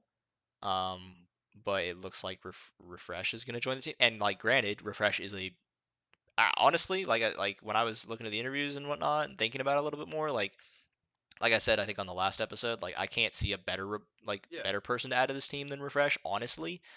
Um, so I get that. They don't want to also add just like Nealon's young and Wiz is really young, and so they don't want to add another young player. Now you've got three really young players and two older players who aren't even in like Automatic and Breeze aren't necessarily in like god tier form or anything, or their confidence isn't like through the roof or anything. So it's not like, I'm it's curious not to the see what will same. happen when refresh comes in, if Yeah, he comes I think it's gonna be great, honestly. I mean, I don't know. I mean, I bold in. prediction, gonna be better than so far what we've seen this year. But Dude, I was like just about to say it yeah, can't I'm be pulling a like worse. Vorborg, I guess. But no, like I mean, honestly, my thoughts on George is that he's a fantastic young player. I do think his consistency has dropped off a little more. I would like to see that, but at the same time, if his consistently gets significantly better within the next, I don't know, couple of months or so, do I expect him to just be like, all right, well, at any moment when we decide that we want to replace one of our riflers, immediately George is on the spot? I don't know, because I think EG has shown at this point that it's been pretty clear that it is going to come down to who fits the role properly. Yeah. Um, so look, I don't know who it would be. I think it would be automatic, which is just tough because I just don't see. He's literally our best player. Now, granted, that doesn't mean much right now, but of all the players to replace, automatic is by far and away the most difficult player to replace, Yeah. maybe barring Nealon. Nealon is the only other person I can think of just because he's the in-game leader and he's got a structure and whatnot. But it becomes difficult in terms of when would George be able to get the spot onto the main team if he Mhm. performs to the level that we want him to perform at. Right. It just becomes really difficult to tell. I again, just like with Wiz in terms of like when would he get replaced potentially if he played poorly enough, it'd be like probably I don't know, 6 months from, well, I don't know about 6 months from, what would 6 months from now be? It's not bad. Nearly October. That's not a bad time to do a move if Not you're a bad gonna, time. again, set up for the major for the following year. That wouldn't be a bad. So I would say give it 6 months and we'll see where everyone's at. but I don't expect there to be really too many, if any, roster changes between now and the next major, honestly. No. Which sounds insane, but like I do mean it. Like I just this season was already, guys, kind of a wash. Next season isn't even really a fucking season because there's not going to There's be a no major. major. And since it's the fall season, there's no Katowice. It's not in the summer, so there's no Cologne, right? Like Cologne's going to happen, obviously, but like who the fuck knows how Cologne's even going to work? Because CS2 is coming out in the summer, so we don't even know when in the summer is. It could be Yeah, close to Cologne, and who the fuck knows if they're going to use it then? So like, are it's they gonna crazy. go? Are they gonna say and go? Are they gonna go to Yeah, yeah. two? Like I'd imagine they'd stick with Go, but it just kind of I don't know when CS2 is coming out. I mean the Blast Spring Final is coming up too, and then the fall. Yeah, Like, yeah. It's just unfortunately the way the fall season works, especially with there being no major right now. Like what a the lot of biggest these big event qualifiers in happen in the fall. spring, and then the fall ones. Yeah, like the In, biggest events in fall for EG are going to be EPL if they can make it to the fall final. Fantastic, but that's probably it. Like there's really no other big events for them to go yeah, to because I'm not counting the Blast World Final because I just don't think they're gonna make it to that, obviously. Um, but like, yeah, it's just there's not that many events. There's no major. This roster is most likely if Refresh ends up joining the team because technically it's not official yet. Yes, everyone's been memeing about it. Automatic's been memeing about it. Vorborg's been memeing about it. I think it's not official yet, so in my books, I don't fucking care until it happens. I think it's a good addition, but I'm not gonna lose my mind over it until he's literally it, on the roster officially announced. until I check Um, HLTV in the morning and it says that Striker or somebody confirmed that it's happened, or see yeah, a tweet. yeah, and so it's just like I don't see that roster changing for a while, and I hope it doesn't because I think there's been a lot of turnover in the roster over the past couple. It feels like there's a new roster every 6 months. And I think they need a little bit of consistency in their roles to actually have like an entire year of keeping the roster together. Like, look at complexity, man. That roster has not fucking changed. You know what I mean? Like the most recent change was Halzerk. You know what I mean? That was 8 months ago. So Yeah, like and before like the core of that team has pretty much been the same for a long time now. That like 3 to 4 man core. Before then it was Grim, right? Like, good lord, you know what I mean? That feels like a long time ago now. So I think they need a little bit of consistency. So I would actually hope that they don't change the roster at least until the next major, which sounds crazy because that's a year away, but and it sounds so far away at this point. But yeah, I don't know. So in terms of when is George going to get on the main roster, I don't think till next year at best. Um, but I want to see from George more consistency, I guess. And I understand there's only a certain amount of frags. Junior's fragging the fuck yeah, out. Hex is there's only so performing many to really go well. around. I understand, there's not, enough frags for everybody. So I'm not saying he needs to be averaging like a 1.25 rating or something ridiculous, but I mean, he's doing a fine. 1.1, a 1.15. I don't even know what he's averaging right now. What is his fucking rating right now? His rating Like is 1.13, I think, a 1 right now. point. Let's see. Past 3 months, 1.1. Okay, It's not fucking bad. Like, you know what I mean? Now, that's it's pretty not fucking that good. that rating doesn't jump out at you as, hey, move him to the main roster. But like, Says, hey, this guy's doing if pretty he's good. doing a 1 point, I don't know. Like, it doesn't even matter. Like, I think it depends on the role. If EG ends up needing that role, and he's playing well They'll bump him. enough, then yeah, I could They'll see him bump him. getting moved up. But yeah, it's kind of just dependent on the situation at the main team. So let's let's Want go to ahead and transition to the transfer over to the fact major? that EG is now going to the Americas arm, You can't fucking and predict this shit. I think you and I both feel the same way. I think everybody does, right? The detonate situation is like horrible, Oh, it right? fucking sucks. That's Oh, it's so. fucking horrible. I Yeah. mean, they already one player had issues, hmm so they had to use their emergency sub, They and get then one sub and then they needed another sub because another player had a problem correct. and Yeah, they only have one he had sub. health So issues, which is like really sad to yeah, hear about, right? So, brutal. um, I don't want to talk That about sucks, what's man. rumored about his health issues. That's not my business, but No, no, no, it no. is really unfortunate. And we got their spot because of, like it literally just when I read it, it just sounded it was just convenience sake is we got their spot, right? I mean, we were just the next. We were the I think next best that and we performing were like team. the next We were best next up. on the list. Were we? Pretty sure. I mean, I don't know. Maybe I'm just so down in the dumps, right? Like I thought we bombed out of that so bad. I mean, we went closer to the end. I'm pretty sure. I'm pretty sure we were in that last bracket. I don't have it right in front of me. You might be correct. Let me see. Yeah, North American team were next in line to fill the spot based on their placement in the closed qualifier. Oh, okay. So they That were makes just more the sense. next on the list. I will say there has been some controversy regarding whether or not EG's fucking roster, what their roster should be, can be. I'm not fucking kidding. I told Kurrent already. I've read the the Blast major rule book. I read fucking ESL's rule book for the IEM Rio major. I read fucking Valve's rule book. People were saying, look, I heard some people, a very small amount of people, but I get pissed off. Like, look, I criticize EG a lot. I criticize, like, there's a lot to criticize in terms of just like, should they be attending IEM Dallas? I mean, they're the local hero invite. It's not exclusively with EG because Furia is going to fucking IEM Rio as well. Um, yes, I do think it's a little fucked up that it's not necessarily the next best team, but it's the next best team with the most amount of North American players, if I understand that correctly. And I Yeah, understand that's the whole point of it being a local hero invite, Rio. but it does just seem like a very convenient thing they've added this year to kind of push EG to go, even if it also means Fury is going to IEM Rio. Um, you know what I mean? Uh, Yeah. I do think that's a little fucking weird. Again, EG shouldn't even be in ESL Pro League anymore, but they are. Granted, do I think that's just because they're evil geniuses? No, I think if FaZe Clan was at the bottom of the fucking barrel, the worst team in EPL for fucking multiple years in a row, I guarantee you I FaZe mean they Clan were would they had still that be rough there. time and they were still in EPO. Yeah, yeah, but I just mean like literally, like Right. EG, Hypothetically, worst yeah. team in the league for like 2 years, they would still have their fucking slot because ESL's not going to do that. It's FaZe Clan, it's a big brand. They're not going to get rid of them like that.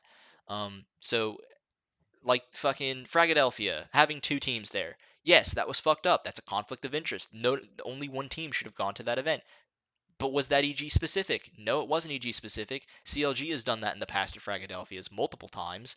Mhm. And fucking Davenport University sent 3 teams to the event. 3 teams.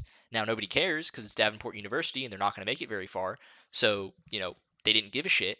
But that's a conflict of interest just as much as EG's conflict of Yeah, I interest mean, was. people forget So about that. It's just because EG's a big name, right? They're gonna be like, exactly. "Oh, that's conflict of interest," and you So pull out all the stats and all the other teams, and it's just like, yeah, and so it's "Oh, like I'm not downplaying the fact that EG definitely has gotten the benefit of the doubt. Definitely shouldn't be in Pro League anymore. Definitely shouldn't have had 2 teams at Fragadelphia.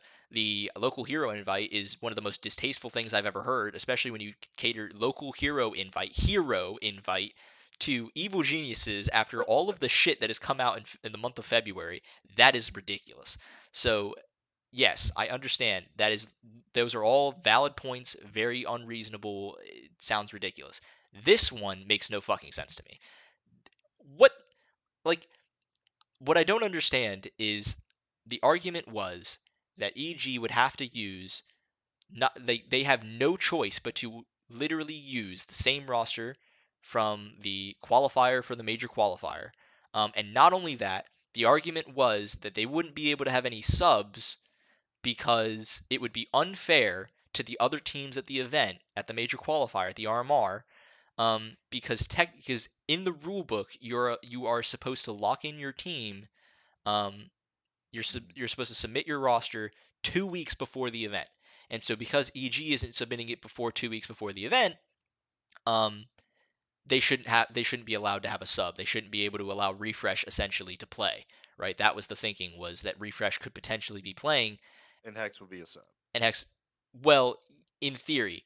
in Now, theory." In theory, kind of. It's like that's not accurate because number one, unless EG has a fucking time machine, they can't go back 2 weeks before the fucking event. They had no clue they were playing in the event until like what, a week before? Not yeah, even.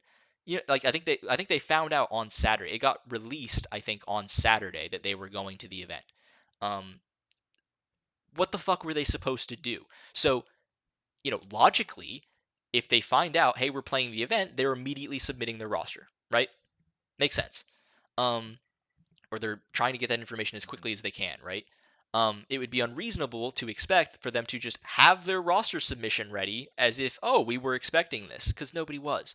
Um, you know, not only that, the way that the substitutes work at the major, at each event for the major, is that you are allowed one substitute and one coach, or your substitute can be your coach. Um, and so it's like very reasonable within the rules to have refresh as the sub, and in the rulebook it literally says if before a match, like in between matches, you can change your subs. You can substitute in a player for any reason you want. So the idea being, you could have Hex, right? You would have, yes, it does say, right? It says that let's see here. I've got the page pulled up on. Let's see here. I'm trying to find it, but basically in the article it literally says like, um, you know, EG is going to the RMR and they have to use.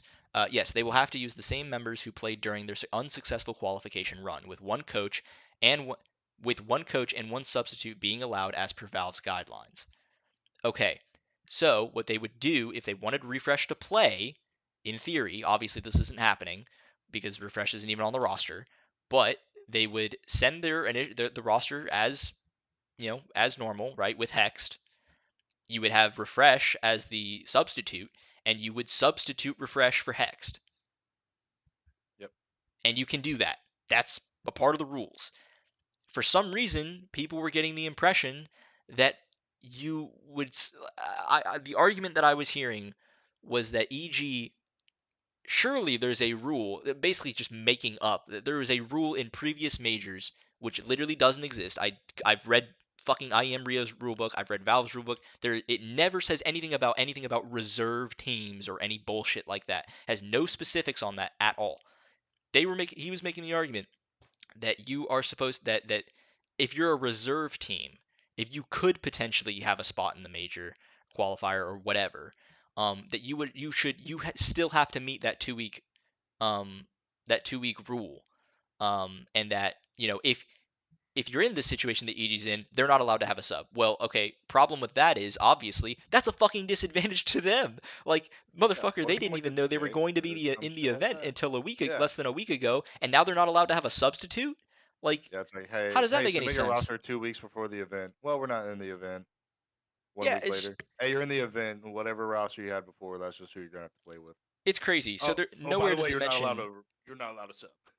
Yeah, nowhere does it mention that you have to that the substitute and the coach have to be the same people from the previous qualification. No, that's not what it says.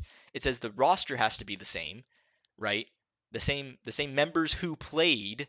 It literally says that the same members who played during their unsuccessful qualification run have to be there.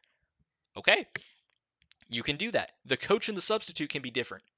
In theory, EG could send like, I don't know, Malik and Refresh as substitutes. They could do that. So that to me is crazy. That's like EG getting an unfair advantage. Also, I find it incredible because obviously we found out Hex is going to be playing for the team. Regardless if Hex plays or if Refresh plays, EG is at a disadvantage. Now, why is that the case? Oh, I don't know. Maybe because Hex was playing with EG Black for the past week or so and had no intention of playing with the main roster because he was removed from the main roster. Hasn't been playing with them, right? If Refresh plays, I was hearing the argument that if Refresh plays, that's an unfair advantage to EG. How does that make any fucking sense? Refresh has not had any time with the team. any time with the team. In fact, it's probably more likely that EG has a better chance of qualifying now with Hext playing than with Refresh, because if Refresh is playing, he's had no time with the team. If Hext is playing, yes, it wasn't a very successful season, but he's had time with these guys. He knows what they're like. He's been around them for a while. Like, you just don't understand team dynamics if you think that having Refresh on the team is just some massive boost that's an unfair advantage against all the other teams. When spoiler, like, by the way, just do this thought exercise. Did you think EG is likely to make the top 5 of this event if Hext plays? No. Okay. Do you think that EG's chances skyrocket and that they will make the top 5 if Refresh plays? If your answer is still fucking no, then it clearly isn't that much of a fucking advantage, is it? You know what I mean? So that's incredible to me. Now, the only other thing that I want to say on this is that I did see, so in the article that Ryan wrote for Evil Genius's roster revealed for America's RMR, right? Um, it specifically says this in the first line. It says the tournament organizer has released the full rosters ahead of the RMRs this week, which means that none of the other fucking teams, in theory, know what any of the other rosters are, or any of the other coaches or substitutes or anything like that. They don't know what any of those rosters are in theory until just now because the full rosters have been released. So if they're all finding out everyone's roster at the same fucking time, did it really matter that EG did it a week later because they, didn't know they were going to be at the event? Does it really matter at all? Like, it doesn't. It just doesn't. Surely it doesn't. Um, and that's just it's just crazy to me that's like people just want to just if this was any other team, if this was like I don't know, Strife, if this was Strife and Strife is now going to the major, would anybody have blinked twice at the fact that this was, you know what I mean? Nobody would have cared, nobody would have paid attention, but because it's EG and EG is scum and EG is evil. Wow, brilliant there. Well done. It's just they just get the most ridiculous amount of just criticism no matter what. Um, and I just think that that's just insane. There was one other thing I was thinking of, but I can't think of that point in this immediate moment right now. So I'll go to you, and then if I think of it, I'll Yeah. mention it, and if not, we'll just move on to talk about how well they'll play and what we'll most likely see at the event. Yeah. Yeah. So I mean, in terms of the rules, right? Um, even the HLTV article states that they have to they have locked in their core five, right? Which I totally get, right? That's the team that they tried to qualify through the open qualifier and the closed qualifier. Um, but even the article says that and are allowed to add either one coach and one substitute or one coach as the substitute. Yep. Um, and it's hard for me because I understand from the outside perspective that it could be seen as unfair, right, in some weird jagged way, but honestly, I don't think it would matter. Right now, if somehow in some hypothetical, right, we weren't picking up refresh and we were picking up like fucking like Monacy as if he wasn't on a team or something like something insane like that. Then yeah, you have an argument. But the fact that this rule is now kind of changed to the fact, so do we just not have any sub now at all, Well, or so do we get the sub that we locked in for the qualifiers, right. So it or did get mentioned. So their roster, it's Breeze, Automatic, Hex, Neil, and Wiz, and then Coach is Vorborg. Now I don't know if that mentions. I don't know. It obviously doesn't say anything about the subs. uh, Ooh. Let me see. Oh, this has all the information on this page. Let's see if they listed. Let's see if they listed a sub for their team. They did not. So I would assume. Now, granted, um, looks like on the list for complexity. Yeah, complexity didn't list a sub. Um, yeah, most of these teams didn't list a sub, but I know that it does list subs because I can see Zero Zero Nation did list a sub, separate okay. to the coach. So obviously the rest of them that all don't have anything with a sub next to it, that just means they're using their coach as a sub. Now you can question whether or not that is a reasonable, or that whether that is a good decision to make or whatever, right? Yeah. That if you should have a sub or not. But a lot of the times the coach gets used as a sub in Counter-Strike. It's a frequent thing. Now with EG situation, obviously you might be like, yeah, but like they have an academy team, so like why can't they send one of their academy team players to go there? By the way, not I don't fucking know that answer, right? That you go ask Yeah. them. Like I'm sure Vorborg could tell you, but I would imagine it has something to do with the fact that, well, for starters, that fucks up with the other team's practice. Obviously, the whole What they're Hex gonna be playing playing already kind of in. messes up the practice, but Hex is kind of new to the team, so it's a little bit different. Not to mention, um, that like that's another player that you have to pay for expenses for to go to Mexico, right? Maybe you don't want to pay that for something that may not even happen, right?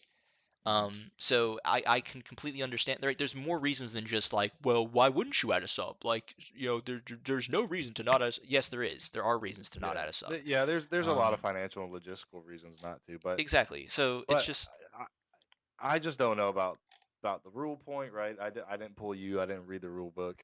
Just from yeah, a no, you're good. out, I from I, an I will outside say, perspective, it's just weird that we're not allowed a sub, even though every other team is allowed well, to. no, they are allowed a And sub. They well, they just chose not to.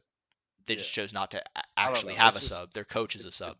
But it's the a weird argument it's a weird. that people were that I've heard people make was that they shouldn't be allowed to even Oh, have we a chance shouldn't of be having a allowed. sub Okay, because their roster submission right. is technically late, even though there was no way for their Yeah, roster submission to yeah. be There's on time because they yeah. didn't even know they were The going to the argument event. that they're making of So, a reserve team that doesn't exist yeah, for one. I mean, say for example, it was like ATK going right and not EG. yeah. ATK's roster is like completely shifted. They used to have like what Pluto on that team and Well, it's shit for been like the changed multiple closed, and times, it's been yes. changed multiple times. So you can't expect us to have like a roster ready. We were making moves to bring refresh in. Hex was obviously going down and helping EG Black, and now all of a sudden we're going to the mid. Like this isn't something you prepare for, right? Yeah, Now maybe if there was like rumors, right, that the detonate team couldn't go regardless of qualifying, right? Maybe they qualified and they were like, well, we're an unorg team. Not, I don't know if they are, but just as a hypothetical. So maybe Blast says, hey, if these guys don't get the funding, they've already told us they might not be able to attend, be ready to attend. That's totally fair. If we're giving Yeah, and I'd fair warning, imagine if that was before the 2 week window, they would obviously be they subject would to have the been 2 week prepped for window. that. Yeah, Right. they would have been subject to the 2 week window like Right. But everybody obviously else. it wasn't But they because, didn't have that opportunity. I mean, I'm sure they probably heard within the scene, right, that Detonate Micro was able to attend because there was like a passport thing going on with him, right? So they Yeah, probably heard that, but they're like, okay, that's fine. They still have 5 players. But then to hear that unfortunately a player gets, has a serious health issue and within a week they can't go to the major RMRs and EG gets a call, whoever, Balance gets a call, say, hey, we need you to come to the Americas RMR. I don't think that 2 week rule should apply to us at that point, right? In that argument, within that guy's argument, yeah. right? Of they shouldn't get the same treat. No, dude, like we didn't have the same amount of time as everybody. We didn't just finish EP. Like if we would have known, we would have made changes already. And it's just a weird situation. Yeah, and like also like listen, Detonate's gonna hold on to hope that they're gonna be able to make the event until they literally have exhausted every possible option and can no longer Yeah, go. for a team like So Detonate, of dude, course it was gonna take a lot of what? time, and of course EG wasn't gonna be left with a whole lot of time to figure it out, right? And then Yeah, the only I other thing yeah, I can think of to say on this, because I did think of my point that I was forgetting, is going. It kind of goes back to if the whether or not refresh playing would have been an unfair advantage or not. And my simple thing would be, technically, guys, according to the rules, any team could list any sub that they want, right? And could play this event, substitute that player in, and play with that player. And they could even do it so strategically to where like it's Team Liquid and they've substituted a player for Nitro or something, right? Because you can yeah. makes all the calls now. So they replace Nitro with their substitute player, right? I don't know who the sub is, right? But whatever. Imagine somebody good, right? They pick up Valde, and now Yeah, I don't know. he's They pick up some sick player, right? And they've been like secretly they've been practicing with this player just for this event because this event is so important because it qualifies for the fucking major.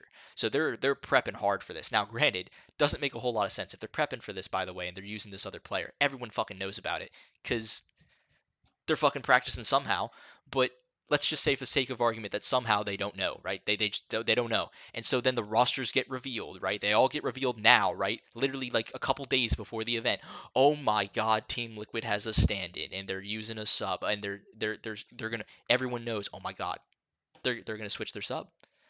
Like is that even a fucking advantage? Like, it can't be. Like, because Liquid's used No, to playing with their old roster. So if you're just subbing in some dude for one event, that's a massive risk you're going to take for a guy that you've barely played any time for, have no officials with. no Like, officials with. Yeah, and that's not it's even not under an the advantage. context that EG's in, where they were in a full fucking rebuild. Like, not a full rebuild in the sense of a normal full rebuild, but they thought they had a lot of time before they could make this move on refresh and really start to, flesh out the roster a little bit and figure out what the direction they want to head in and whatnot.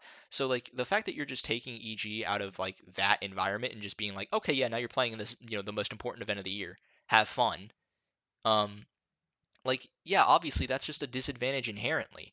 And that's you're not going to see any fucking teams take advantage of this sub rule and like practice with some random player because the whole argument for why it's an advantage is because, well, you can't just do that because that's a player that hasn't been on your team, that nobody knows what you're going to play like. Spoiler, I don't think anyone cares how EG plays. They play so poorly. So but it's just, I understand in theory, right? But it's like there is no way that I can look at this where if refresh plays or refresh doesn't play, it is somehow this massive advantage to EG that has been gifted to them in an unfair way compared to every other team at the event, and it inherently gives them so much of an advantage that they will qualify for this event. And if they qualify for this event, it is fraudulent because they had an unfair advantage going to the into the event, especially when you consider that not only like could they not time travel. First off, I don't care how many rocket scientists they have, they're not time traveling. So that's number one. Number two, even if that was just the roster submissions, that's not even when the rosters were released so that the other teams could see the rosters. So like if the advantage is supposed to be because, oh well, they have more time to decide what their roster is because they submit it later than everyone else, well, that's inherently not true because they didn't even know they were going to the event until they had to submit the roster. So that doesn't make any sense. So there is literally, no matter how I look at this, no advantage for EG. If anything, there are only disadvantages. um, and so to me, it's crazy. But anyways, Yeah, moving away from that shit, it just pisses me off because I'm just like, yes, there are some things that EG does where you're like, yes, that's fucked up. They shouldn't be allowed to do that, whatever. But this was not one of them. This was completely out of their control, and somehow people are gonna tack onto this like this is just, oh, it's another EG getting their way once again. And it's like, no, that is not what this was at all. Yes, it does help them that, hey, at least they have a shot. But spoiler, as we're about to get into, I don't think it's a very great chance that they're gonna make it through this. yeah. I mean, I'm looking at it right now. Yeah, yeah. Let's get into it. So the first matches are set already. Well, Yes, okay. yeah, Let's go over. First of all, I mean, there's Furia, Liquid, Pain, Complexity, us, MIBR, Ur, who I'm not going to underestimate because we already lost to them we did lose once. to them. Nouns, Team One, Imperial, right? Fluxo. I think we lost to Fluxo like a while ago We too. lost to them So in the fall showdown yeah, last year. Double O Nation. I mean, with like Coldzera kind of had they have Duma, They made Lotto, playoffs of right? EPL So I mean, without Taco. yeah, without Taco. So I mean, this is kind of it's not easy, right? Considering how EG has been playing, this is a stacked event for them. Yeah, Granted, and there are some teams here that I'm like, I don't even know who the fuck these guys are. Although when I look at them, I can well, it's find all the like one Brazilians. player. Yeah, I can find like for example, like Flamengo. Okay, I know who ZQK is, and I know who Showtime is. Cool. Mayern's on Bestia or Bestia, Yeah, I think. Bestia. Yeah, Paqueta is like Yell and Destiny. I've heard of them before. yeah. Shout out to L. But like, yeah, man, there's teams here. There's some teams here. Those are mainly the ones where I'm like, yeah, I don't really know who those players are. Even yeah. I mean, so to go. I mean, we play Imperial right Yeah, off we play Imperial first. Yeah, right off the bat. We play Imperial, that's and gonna be tough. it's not gonna be easy. I think regardless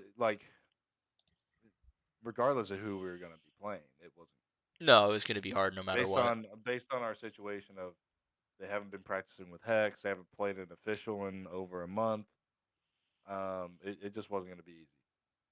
And especially what we're taking detonate. We're taking We're detonate taking seed? yeah, we're taking detonate spot, which essentially would have been EG's spot anyway if they had qualified over detonate. So I don't know that it matters that much. Well, But I think yeah. we would have had team one spot Oh, would because we we have? played. Yeah, because we played that weird like 1 a.m. BO3 Uh, against team one, and yeah, we we lost. did. Yeah, we did play team. So Yes, because they knocked us out. Yeah. so I guess we could have had an even worse seeding somehow. It Yeah, don't I matter. don't know. Regardless of what could have been, we're playing it in Imperial. Hmm. I mean, I guess it could have been worse, and we're playing like a Furia liquid complexity, right? But Yeah, actually, now that I think about it, yes, you'd be right. We technically have a better seed now than what we would have had would have if we had if we would beaten have Team beat One. Team One. Um, It's still so not a great seed, but it's it's still better not a than great Team seed. One seed. So It's better than Team One seed. It's not gonna be an easy run, the slightest. yeah, Um, I mean, I think these best of ones are going to be extremely. I mean, they're always important, but I think for EG's situation, it's even more important that they they picked up a probably couple win upsets those. in the BO1.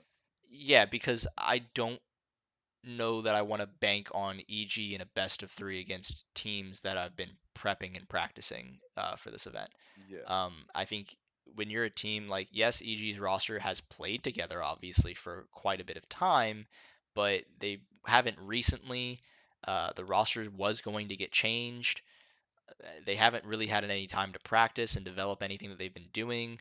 So it's just the best of ones I think are going to be extremely important because I don't know that EG is going to want to be exploring their map pool at the very beginning of the event if they go 0-2. Um, or even 1-2 is dangerous. So I think essentially I think the only chance of them making it, and I could be totally wrong, I'm just playing it off the odds here, would be if they go 2-0 in the best of ones. If they go 2-0 in the best of ones, I think they've got a shot. If they go 1-2, it is very much reduced because I don't know that I see them yeah, beating two teams in two best of threes. And if they go 0-2, I see no chance for them making it. I have no confidence that they will win three best of threes in a row to qualify. yeah, yeah. I'm thinking if if we're able to beat, and I we talked about this earlier, the whole major calculator or whatever. Yeah, It's kind of a crapshoot after round two, yeah, it's just but so random. Yeah. even then, I mean, our round two, What we'd would our probably round play two be like if we beat Imperial? so. If we beat Imperial, so if we go over right, so Furia plays Los +1, Yep. they're gonna win. Liquid's probably gonna win. Bestia versus Nouns, that's kind of just a crapshoot. Uh, we'll I'd give it give to it to Bestia Nouns just because they probably. are higher Oh, okay. seed. Oh, well, yeah. I Uh, mean, yeah, I guess yeah, so. I don't It's know. yeah. That's a Who the fuck crapshoot. knows? It's a Complexity's gonna 50-50. beat Fuscow. Yeah. Payne's probably gonna win against Paquita. Look, so you're that's another crapshoot, and then MIBR versus Flamingo. MIBR. So if we do beat Imperial, we would end up playing most likely Fury. There's Furia. a yeah, because we Jeez, would be man. the lowest seed to win the first round of best of one. That's insane. So therefore, we would play the number one, the highest seed that would win their best of one, which would more than likely be Furia. Brutal. Yeah, So that's brutal off the brutal. rip. If we were to lose the Furia then and everything plays out like I kind of have it set out here, we'd probably end up playing like Bestia, which they're a high seed. I mean, I don't know much about them. Yeah. Uh, but if we lose, oh, I'm sorry, no, we'd actually go Would it one be one, liquid? and we would play Paquita. Oh, So we'd probably play okay. because then the 2-0 start, right? So Yeah, if they're 1-1, they still play another best of one, right? yeah, I'm we'll pretty sure that's how that play. works. Uh, I think only the first two rounds are best stuff. Let's read Because I thought if they're 1-1, like the only way you play best of threes is if you're either Okay, yeah. qualifying or if you're getting knocked So out. yeah, And so if yeah. you're So 1-1, I think you progression, play one more best progression, of and one, but it's just the elimination next matches are day. BO3. Yeah, I think it's So it's just like once the you hit a next two day. in one of either the win or the loss column, you're playing best of. Yeah. So, I I mean, think it's gonna be Imperial will weird, be a man. bigger match than we. We need at least one best of one. Yeah, we do. Yeah, we Not need at not least even one. that, because if we lose to Imperial, yeah, we go 1-1 again. It's just a harder road. I mean, we Yeah, could even still lose, end up it's gonna playing be like a high brutal. seeded good team that like gets Yeah. upset later. I Because would just because what it, recommend all you EG fans out there, you know the other two that exist in the world, um, just don't get your hopes up that they're gonna make it. Set your expectations low so that if they don't qualify, your expectations have been met. man, And if they do qualify, it is Christmas Eve or New Year, it's Christmas fucking Day, Christmas. and you open up your presents. Okay, so keep your expectations low so that they're always exceeded. And then yeah, it's my motto. And then if it doesn't go well, expectations have been met. You're not even stressed about it. Because guys, listen, I don't feel nearly as stressed about this event because in a perfect world they wouldn't be here. Um, I mean, we shouldn't so be here. right, so it's like I'm kind of taking it as like it's a nice bonus, especially when you consider the fact the roster's not even going to be the same. So Bonus, I get to see my team play. There we yeah, go. we just get to Well, see our I team get I take get a shot at the guaranteed three major. three matches. There we go.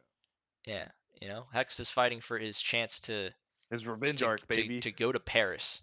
Yeah, his revenge arc to pop off this event and prove to everyone that he's a god tier North American I player. mean, dude, if you're Hex, you got to be thinking like, oh, like now this is what Heku needs to be covering, dog. Now this is a revenge This story. is the revenge story, This is the revenge the arc, Hexed man. revenge arc.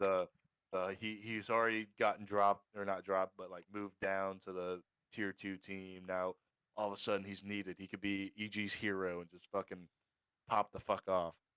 But my It's his time. expectations are like, I'm keeping them low. Um, I would just really hate to see us like, I don't know, go Drop like out 03. 2-1. No, 0-3. I mean, that's obviously gonna suck. But I'd hate us to like make it to like the last round that would decide whether we advance or don't. And for whatever reason, we have to play like Furia or Liquid in that like decider match Yes, that would be brutal. because they Basically, what ended up happened like when we getting went to the upset. major last time, where Yeah, we ended up exactly. having to play Cloud9 in their like And peak form yeah, in so like the like I would 1-2 hate that. game. Yeah, because then if that happens and we lose, I'm just gonna be theorizing of like, oh, dude, if Liquid would have just fucking won that best of one against fucking Double O Nation, then we would have probably fucking went on to the major. Like, I'd rather us bomb out than us almost make it and then have to play like a actual tier 1 team and just get shit on because we Yeah, did. no, I agree. I pray for not a repeat I, of I the will say there's a. C9 lower I'm not gonna say there's 1-2 not a match. chance of us making it, but with It is just slim. how everything else is going, it probably won't. I think we have a Yeah. better chance than some of these teams. Oh, I think When we we're get I think we're on the cusp for that fourth or fifth spot because yes, yeah, Payne's been yeah, playing extremely well.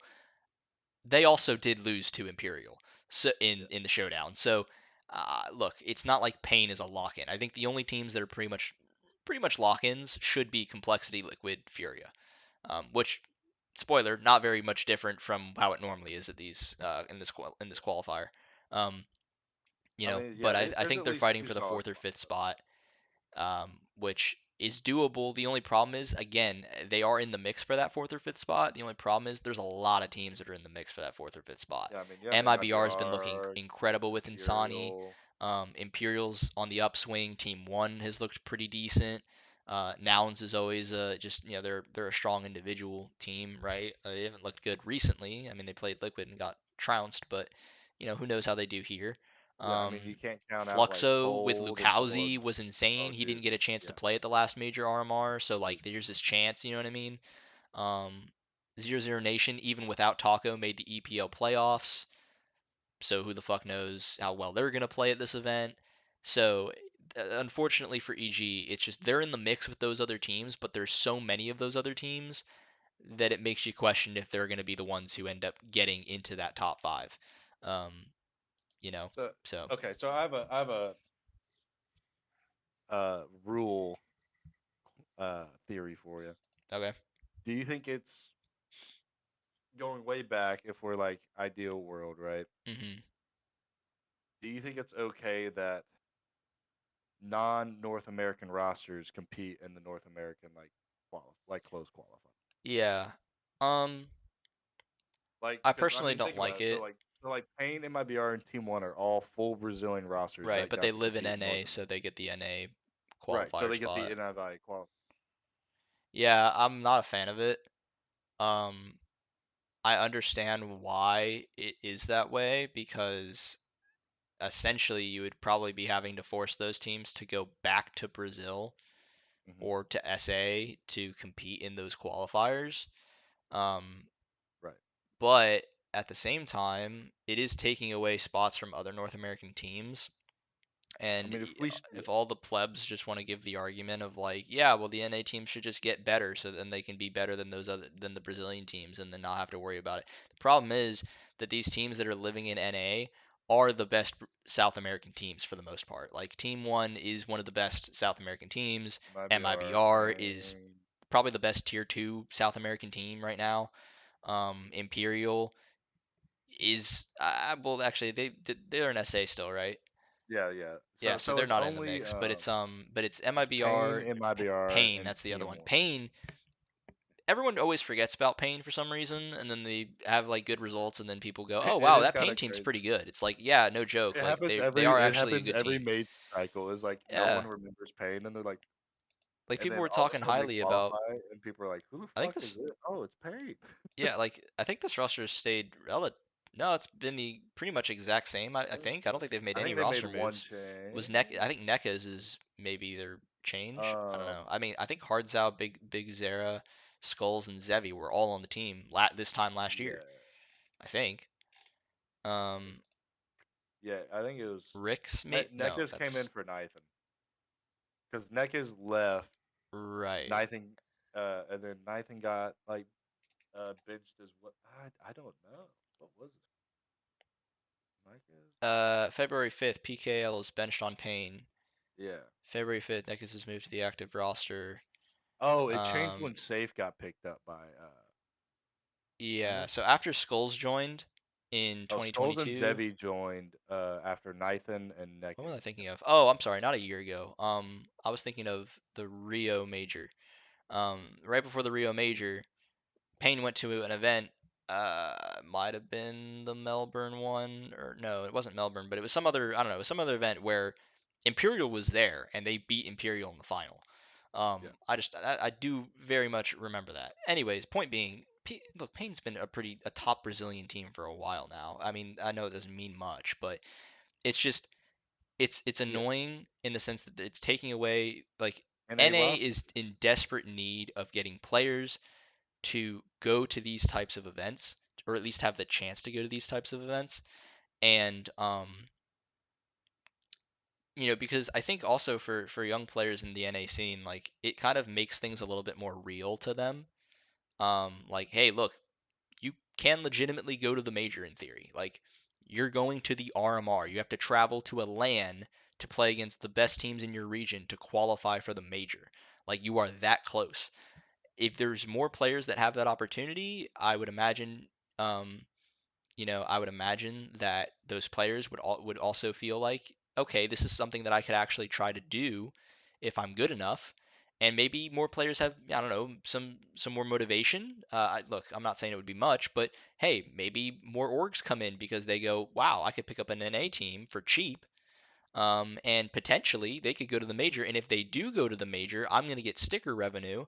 So, like in And theory, that's a shitload of money, and it yeah, pays I off. just It think that does. overall, it's just one of those things that I think would help the NA scene a little bit more. It's yeah, Um, it's a weird rule in the fact that I yeah. I get it from a logistical standpoint, but so in theory, if you take away Pain, MIBR, and Team One What from teams would get those spots? so EG would have qualified, Timberman would have qualified. I hate to say this, but Mythic would have qualified. That's hilarious. Um, well, I guess there'd probably be some like decider Well, matches, are we right? not Between including like obviously Detonate would be there in theory, Detonate would be there. Yes, they would be there in theory. There'd probably so the 9-11, like the 9 to 11. There'd probably be some decider matches between like ATK and Mythic and Timberman and Strife. right? But I mean those are like as far as like I'm concerned, ATK is like probably a deserving roster Oh, at dude, this the fact point. that ATK Granted, is not in this not in this qualifier is yeah, insane. and granted back then it was a slightly different roster with Pluto, but that Yeah, roster's always changing constantly. And I mean, even though a bunch of stuff happened with Timberman, I mean, they still had a lot of like solid talent in the RMRs. I think it's I just think it's unfair, and we're just we're fucking in a copium right now, just fucking sad boys yeah. at Brazil. But it it's weird from the fact that when I first started watching in 2018, your nationality and like your team's nationality like mattered so much. Like, and there's so many more team like international rosters like Phase, like the big name like G2, right? Like those were like very unheard of things. What, probably 3 years ago, maybe a little less, right? Mhm. Like those really didn't happen all that often, and the ones that did typically did not succeed, right? Like Phase was that first big international roster, right, in 2018, and that failed, and there wasn't too many after that. I mean, typically you build around your region or you build around your country, and that's what you do. And obviously, there's still a lot of teams that do that, right? Navi, Heroic, Cloud9, Liquid's always been NA dominant. But I mean, now you see teams, right? Like G2 used to be French, they're international. Vitality used to be French, they're international. And it used to be like Finnish, international. Mao's used to, I think Mao's always used to be like kind of in it. They used to be They used to primarily be German yeah, a long for time ago they used to be German, yeah. long time, and then they went to international. Fnatic was always Swedish, right? Complexity was always an A. Um, you have so many more international teams OG's international, now. FaZe is OG's international, international.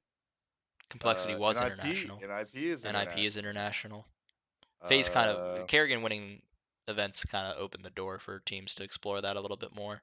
it did, and Um, like I'm not mad about teams being international or anything, but it used to be such a big deal that your nationality mattered, your team's nationality mattered, and that did determine how a lot of these qualifiers went. And now yeah, that, you know, I get that these best South American teams want to live in NA, and I'm guessing that's probably where their org is housed as well, right? But yeah. you literally have a team called Made in Brazil, playing in the North American RMR club. Like that doesn't even Doesn't make make much sense, does sense. it? No, it doesn't. Like, and we know that org, as far as I'm aware, is not like NA based. I'm pretty sure the players just play and are housed in NA, Yeah, as it's far a as I'm weird one aware. because MIBR as a brand is technically owned by Yeah. Immortals, so it's just Oh kind of weird. I yeah. don't even know where Immortals is based though, so I have no Right. clue. And I get Pain is based out of, like, I'm pretty sure they're like the Northeast, or that might be Team One. I'm not entirely sure. Yeah. And it is probably like a whole thing where you have to send them back to just play in the open or close qualifiers, right? But Yeah, and it's like I understand it's a logistical and cost thing, but like look, they can do it. Like if they're able to send them to NA, they're able to go back to SA. And now I will say this is that if they didn't do North American and South American and just did America's closed qualifier and then a shitload of teams got to qualify, then that's like another thing. Or maybe they have like two different closed qualifiers. They have like America's RMR closed qualifier 1 and then qualifier 2, right? yeah. Then that's something. It's a weird situation. I just wanted to bring it up because we were talking about how EG shouldn't even be at the RMR, and I mean, look, then it's a fair and then I point got when on you the list consider and I that was like, there's damn, if these Brazilian teams weren't there either, then we would have been there. yeah, I mean, it's just I mean, I think it's a valid point to bring up when you consider the fact that there's 11 South American teams and there's only 5 North American teams. Yeah, That's a little absurd. it it slightly is. Yeah. What, like, oh, we counted last time was at the like Rio major. There's a shitload of like Brazilian teams in the major. Yeah. Like, and In it's the actual event, yeah, I think so. in like the main event, there were Maybe not in the main, but like I there's mean, still even like in the main five. event, in the group stage, I think there was at least three. What I I think like Brazilian players were like the most represented in that. Yeah, there were a lot of Brazilian players. And I get like there is a lot of talent in Brazil and a lot of talent in South America, but if we're sending these people to the RMR and saying this is the best of North America and the teams are Brazilian, then like that's a false representation in my opinion. Yeah, no, I think that's fair. Right? I mean, there it's gonna say in the group stage, challengers group stage of how they qualified, and it's gonna say, well, I guess now we'll say America's RMR, but they like qualified through the North American one. It's like that's yeah, it's weird, man. It's Yeah, I think, I mean, and then what it gives like, and I hate to say it, not hating on Furia, like Furia then has like such an easy fucking road to qualify through their closed qualifiers. Like when you knock out like teams like Pain, MIBR, Team One, some of these like upset type teams, and like Furia's biggest next competition is like Imperial or like Double O Nation. It's like, oh, dude, like Furia, like a Furia fans don't even fucking sweat it when they're going through the closed RMR, and I'm over here, fucking dying, gripping my damn desk table, just wondering if Breeze is gonna get this fucking fragger. Like it's insane. But anyways, yeah, to bring it all the way back, I'm not expecting much out of the RMR. If we somehow slide in that fourth and fifth spot, that's awesome. We it's can talk fucking about amazing. that. Yeah, That's like a miracle, and I'm sure people are on Twitter are gonna fucking like lose their minds. lose their minds and say we shouldn't even fucking be here and it's unfair. Well, maybe they won't, but again, in our defense, that's true. We shouldn't be here, but because of Detonate's super unfortunate situation, it's Yeah, we we are, we and are. and if So they capitalize, good on them. there's no reason not to take this chance that we're given and make the best of it. And if we qualify, that's great. If we don't, then it's a wash. If we don't qualify, it's a wash. We weren't supposed to be here. Yeah, and the roster's If we gonna change do, anyway. yeah, yeah. If we, Um, oh, dude, that will fuck shit up. If we qualify, that will fuck a bunch of shit up. I guarantee it. yeah. Um, yeah, no, I pretty much agree. Real quick, just to because I just found this funny. It has I don't want to really delve into it. It's just a funny HLTV thread that I saw and couldn't resist clicking on because I thought, well, this will be funny. The thread is literally just titled minus hexed, and all it Oh, that says is just please do Goat Junior a favor and kick this bot. And I just thought that was fantastic. I thought that was hilarious. Um, yeah. Uh, that just gave me a hey man, chuckle. But hey that gives you an insight of how little some people know. They yeah, don't even play the same roles, bro. yeah, Wait, someone said he can carry the water for the EG purple. I yeah. think. People just trolling, but I thought that was funny. It made me laugh. But yeah, no, I mean, like I said, I don't have any expectations, and I'm just glad they get to play. I was a little depressed that they weren't gonna, in theory, be able to play for the last major. Um, so I In thought, CS:GO. yeah, I'm happy. Obviously, like we said before, I feel terrible for the Detonate players and for that situation. Players like work all their lives to get to this point. It sucks when they're not able to play. Um, but EG is able to play. We'll see how they do. I'm not expecting anything crazy, but hey, that's it's kind of a good thing. It means I don't have to be sick to my stomach watching them play. Um, which, listen, I say that it'll probably happen anyway, but after the fact, I won't care as much. So overall, just happy that they even have a chance to play. I know the guys all had a pretty rough travel over to Mexico, so hopefully things are going Yeah, I think well. what Borberg said it was I think he just what arrived. they were slow. Well, they were like slowly, nothing like slowly rebuilding your roster and then getting a notification you have to fly to Mexico in 48 hours. I was Yeah, like, insane. bro, Absolutely insane. So, best of luck to them. Best of luck to all the guys. Best of luck to EG Black. um yeah, EG Black and everything that they're doing, obviously. I know it must be weird now that Hex is kind of going back to the main roster temporarily. But yeah, just congratulations for EG Black for doing an amazing job so far. It has been unreal watching them play. And I hope it continues, and I hope they actually get some fucking time to practice, because oh my god, they played a match after match after match, best of threes, and like multiple best of threes in the same day, like just ridiculous, ridiculous things.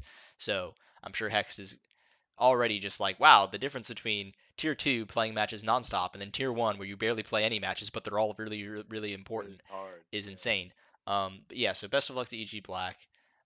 Best of luck to the main squad over in Mexico playing in the major RMR. Hopefully they can come out with a dub and go to the major in France, but no hard feelings if they don't. We understand the position they're in. It's going to be difficult, but they have it in them. They have the talent. The potential is there. We'll just have to see if it happens or not. Um, and yeah, I think without further ado, I think that's going to close out the show. So thank you all for listening. I know this one was a little bit delayed. It might even be slightly more delayed than I would have done it because it's already 12:26. I don't really know that I'm going to be editing this till like 1:30 in the morning. So I'll probably be posting this on Wednesday after work at about, I don't know, 6:30, 7 o'clock. So but that should give enough time for you guys to at least be able to listen to some of our points before the matches happen on Thursday. Um, but yeah, so thank you guys for tuning in. Obviously, we will see how they do, and we'll talk about it, of course. And so yeah, until next time. See you guys later. Adios.